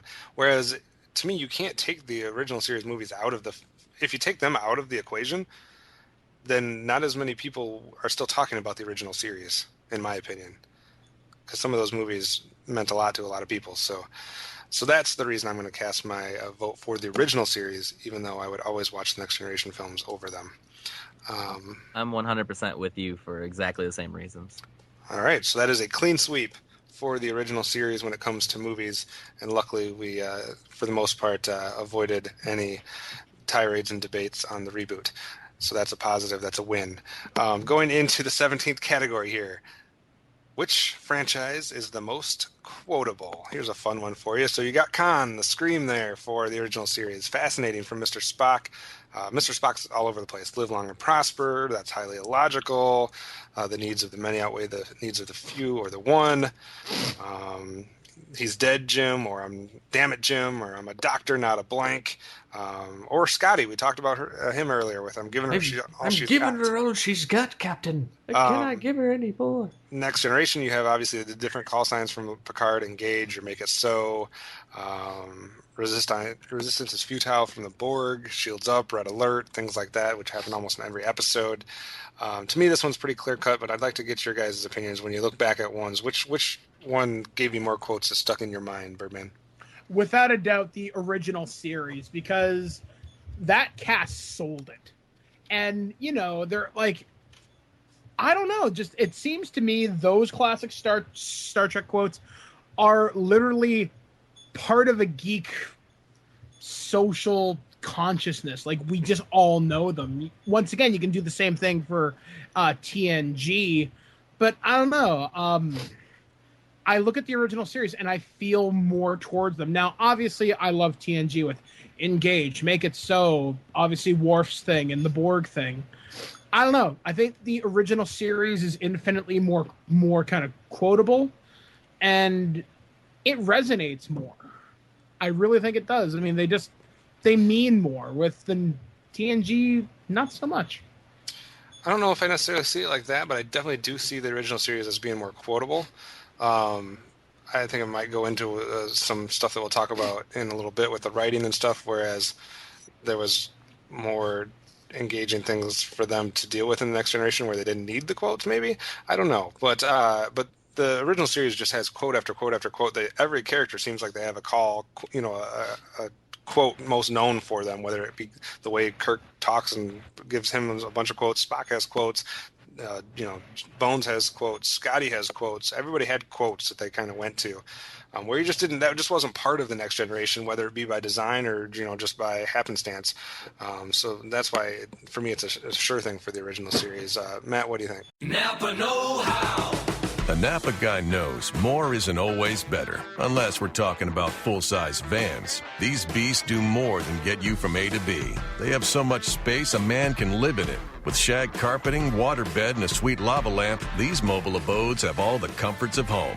With quality parts and plenty of Napa know-how, you can keep the original tiny house running longer, stronger. That's Napa know-how. Napa Know How. It's funny because, I think inarguably the old series is more quoted in pop culture and things like that. But I think just in my personal group, who in the last 2 years we sat down and watched all of Next Generation and the movies. Oh, without me? Yeah, it was actually before Nate moved back up, so you and I weren't even talking at this point. Damn it. And I think to that group, and I feel like the number one most quoted thing wasn't even something said in the show so much as an attitude from one episode, which was the one where Picard's negotiating the contract between the two races, and he was just a cocky bastard the whole time. And it's all like, what are we going to do? Last time we had 30 legislators. Like, well, this time you've got me. I'm the Picard, bitches. And it was just like, I'm the Picard, bitches is probably the most quoted thing of that whole series. And he didn't even say that. He just kind of threw it out there. Voting for the I Next think Generation? it's no question. Oh, no. The original series. No question. All right, so a roundabout way to vote for the original series. I like it. Steve, what do you think?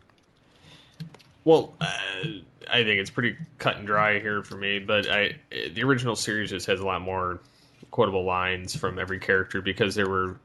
I would say the films had more than this original series did itself. I mean, the original series had a lot of iconic lines that people were known for. The "Beam Me Up, Scotty," the "I'm giving her all she's got," or "I'm a doctor, not a," blah blah blah. But anyways, but I think the films added extra stuff to it as well.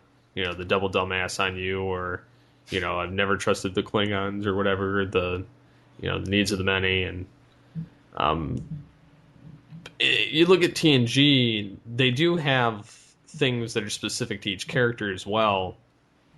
I would almost equate that to being a Roddenberryism, because the later series don't really have the same type thing as these two. And there are a few other ones that are on there for TNG as well, but I think overall I'd have to go with the original series here. All right, so another clean sweep for the original series. So quotes are one thing, but what if we break it down to the actual writing on the show? Which series had better writers, had better stories, had better plots, had better things that they tackled in general? Which series is superior in that respect? Matt, why don't you start this one off? Well, I feel like a lot of us are going to go into this category thinking, well, this is just entirely one-sided. But I think the one thing I want to say in the defense of the original series is that though almost every episode of Next Generation was great, I can think of a couple of old series episodes that just stand out, and I can't think of very many episodes of the new series that stand out, and that might be because the old series had more bad in between the great ones, but I can't think of an episode of Next Generation that really hits as hard as and Let That Be Your Last Battlefield with the Frank Gorshin and the red and black and the black, or the red and white, or the fucking black and white and white and black guys. It's he's black on the right side. I don't know. I think the writing in that episode, and there are a couple other ones, but I mean, some of them are just really stand out, and I don't feel like there's anything like that in the Next Generation. Though maybe on an episode-to-episode basis, it was probably better. Yeah, I can see what you're saying with that. Birdman, what do you think on the writing overall for the series is? I think there are some great questions that the Next Generation poses. I mean, one of my favorite episodes being Measure of a Man, another one being Inner Light, I think it is. That's season 4 episode.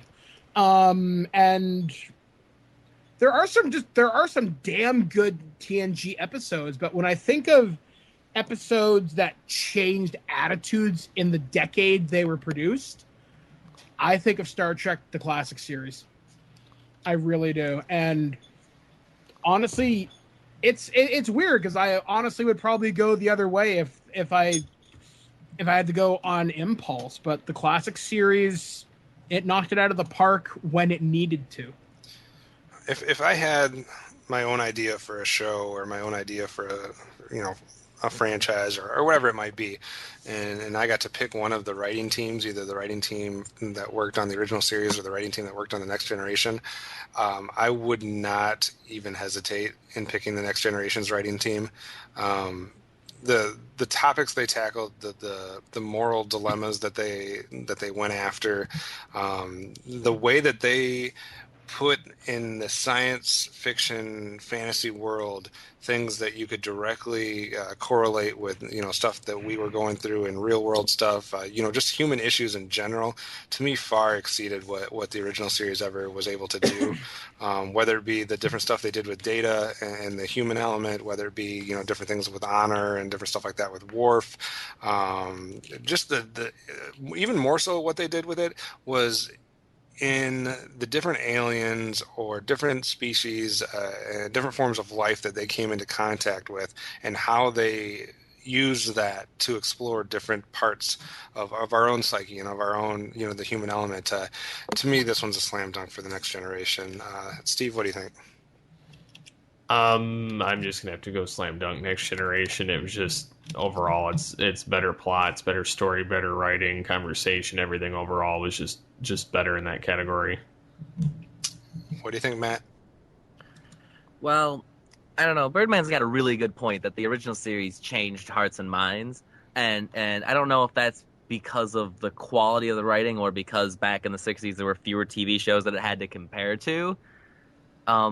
I wanted to say they both had great writing, and though I think Next Generation's probably my favorite TV show of all time, I'm gonna give it to the old one just for the hard-hitting episodes it did have. All right. Maybe I need to rewatch some of the old series, but it's somewhat painful sometimes. All right. That would cause that category to come out with our third tie of the show, and that will leave us in our last two categories. See what happens here. In category 19, we're looking at the critical acclaim of these shows, whether it be awards, nominations, whether it be just like the overall impact. We're not talking about the overall franchise and which franchise you liked or which series you liked better, but just more of what the series was able to accomplish from a critical acclaim standpoint, I guess. Obviously, if you went straight by the data, then that wouldn't be a discussion, but there might be a little bit of room for debate within that. If we're going on straight on awards, maybe not fair because the Next Generation was on for so much longer, but the original series was nominated for 28 different major awards, won 5 of them.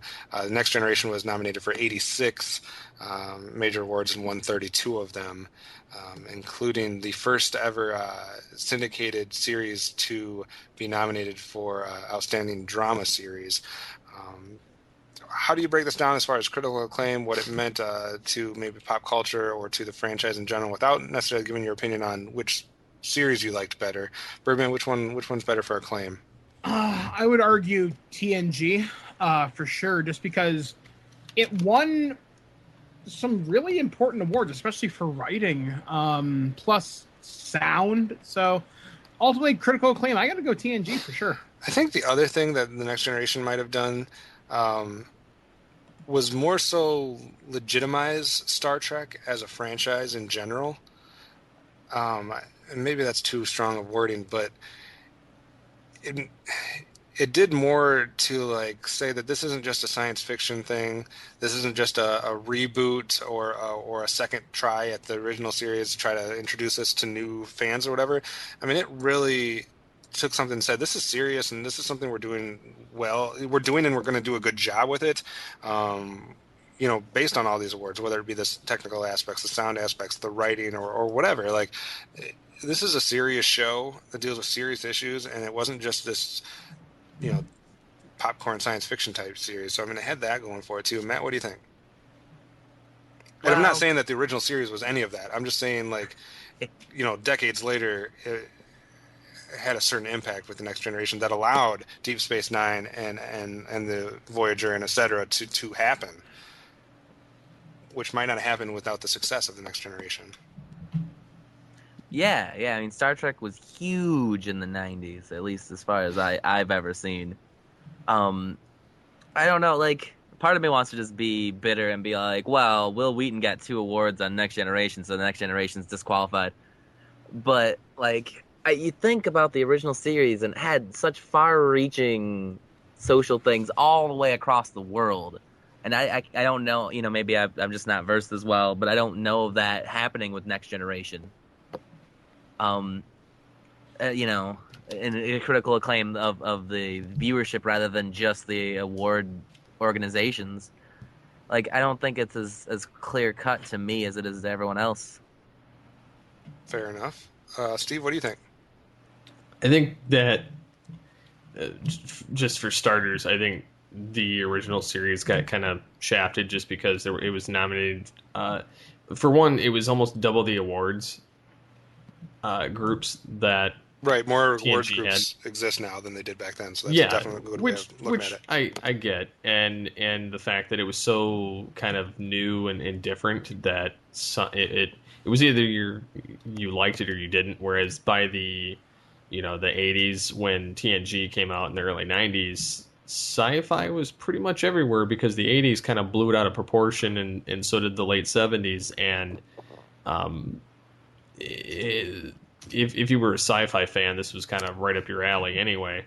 And not only that, but you also had, this show, because of how successful it was, spawned 2 other shows that are in the same century continuity. Right. And I don't want to make it sound like, obviously, without the original series, none of it happens, I guess, if it's not successful and lasts for the 3 years that it does. Thank God it lasted past that pilot. But so I don't want to make it seem like that Star Trek Next Generation should get all the credit or something, because obviously the Star Trek is the original series for a reason. And you're right, there's a lot more award groups around later on, so that's possibly a factor as to why the Next Generation had more awards and nominations and stuff like that. Steve, where do you think you're going with vote on this one, though? Just because it was just overall there was more memorable aspects to the series, which is why it actually won more nominations. So I'd have to go with the Next Generation. Matt, what did you think after all that? I'm just gonna say the original one. I don't know. It's close. They both got good arguments. Fair enough, which leads us to our final category. Last chance to influence the overall tally. This is just your own personal opinion. Which series is better, Dodd? Ultimately, TNG, because it did run longer. It had a chance to tell more stories within it. But if you had to TNG better? I like TNG better, but I like the movies for the original series better. That makes sense. And I think I do appreciate what the original series accomplished in terms of the social impact that it needed to happen during the 60s, as Matt said, hearts and minds. That's very important in terms of the history of television. But in terms of creating a new generation of people opening up to science, I would say the Next Generation. All right. Matt, what do you think? I casted my vote like 3 ago when I said The Next Generation is my favorite TV show of all time, and I'm not changing that opinion. I have a lot of love for a lot of 60s shows, including the old Star Trek, but The Next Generation, not only did I grow up on it, when we rewatched it, like I mentioned, like 2 years ago, when we got to like season 7 and I had that realization that this is going to end, like I almost wanted to cry. I was like, this is so good, and I don't ever want it to end ever. That's true. Steve, what do you think? Actually, I'm gonna have to side with. I'm gonna have to side with Mike completely on this one. There's no there's no way I could argue anything different.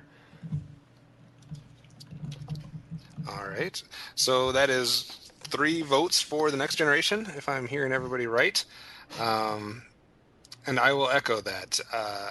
I've never made a list, I guess, of what would be my favorite TV show of all time.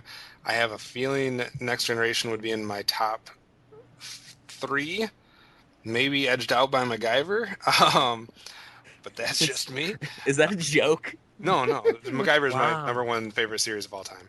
Interesting. But Next Generation would be very probably close second or close third. I'd have to really look at a whole list of every TV series ever to figure that out. But I love Next Generation. I've probably seen every episode, I don't know, 6, 7, 8 times. I remember recording them on VHS tapes in my basement, like in middle school or whatever. And I was going to try to record every one so I could rewatch them again and again because it was before, DVDs and all that kind of stuff were really popular, etc. But it just is a great series to watch, and like you said, I watched that and I don't want it to end. I want to just keep going and keep seeing more of these characters because I love all the characters and I love the topics they cover. So I will make this again for the Next Generation, which ends that category and ends the show. So we're going to take a quick timeout, and we'll be right back with the final verdict.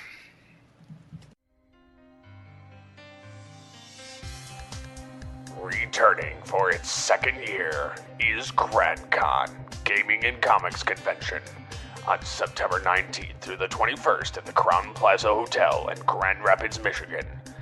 This year, be prepared for more. With a guest list that easily doubles that of last year's, with artists such as Mark McKenna or game publishers like Jeff Grubb, it's easy to want to come check them out. There will be a silent charity auction, tons of panels for gaming and comics fans, and the list goes on and on. Registration is open. For more information, visit the website grand-con.com. All right, thanks for sticking with us. The votes have all been tallied, and unlike episode 12, we do not have to worry. There is no tie here, so there will be a clear-cut winner between Trek, the original series, and Trek, the Next Generation. If you go total votes, it's 47 to 29. If you go categories, it's 11 to 5. So it's not even close. We were right in the initial thought process that we thought it might be a little bit of a slam dunk. The Next Generation takes this one hands down. So 11 to 5. If we went by an individual basis, Birdman, you voted Next Generation 10 to 9. Matt, you voted Next Generation 11 to 8. Steve, you voted Next Generation 12 to 7. And apparently I'm the most biased one on the group because I voted Next Generation 14 to 5. So all 4 of us had Next Generation winning this matchup. So we can put this argument to rest. Apparently the Next Generation is the better Star Trek series. Final thoughts, Birdman. I'm the Picard, bitches! Fair enough. Final thoughts, Steve. I'm kind of not surprised, but yeah, it's undeniably the better series. Fair enough. Matt, what do you think? Final thoughts. I Did it go think the way it should have? Yeah. I think I would have been happier if it was a little bit closer, but I think if it had tied like Pirates and Ninjas, I'd have been a little upset. That said, like if I had to be on a ship with all of the people, I would much rather be on the original guys because I feel like there'd be a more fun ship to be on. But yeah, no, like Minus the holodeck. minus the technology differences, Yeah. the people were just so much fun and great I don't know. characters. I think it'd be fun to sit at that poker table with number 1 and Worf and Geordi. Yeah, if you like losing a lot of money.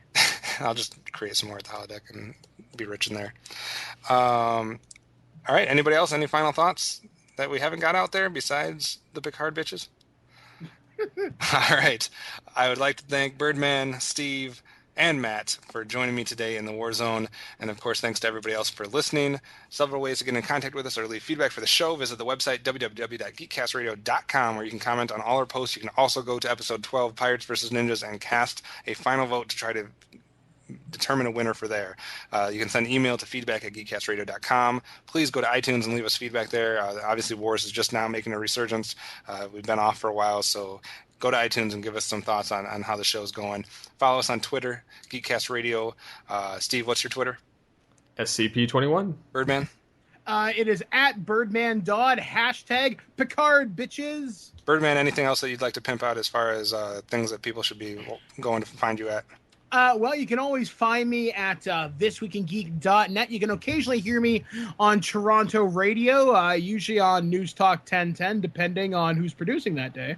And I'm always around on television, so keep watching. Always causing havoc on Twitter, so follow him there. You can see what all the stuff he made fun of me about. I'm just kidding. Matt, what's your Twitter? I'm at FridleyCent. And I have one podcast that's not on the Geekcast Radio Network, which is Rhapsody Cast. We're on YouTube, Podomatic, iTunes. You can find us. Absolutely. Check that out. And I would be on Twitter at OptimusSolo. You can also become a fan of us on Facebook. That way you can see everything that comes out that's Geekcast Radio related, episodes and everything.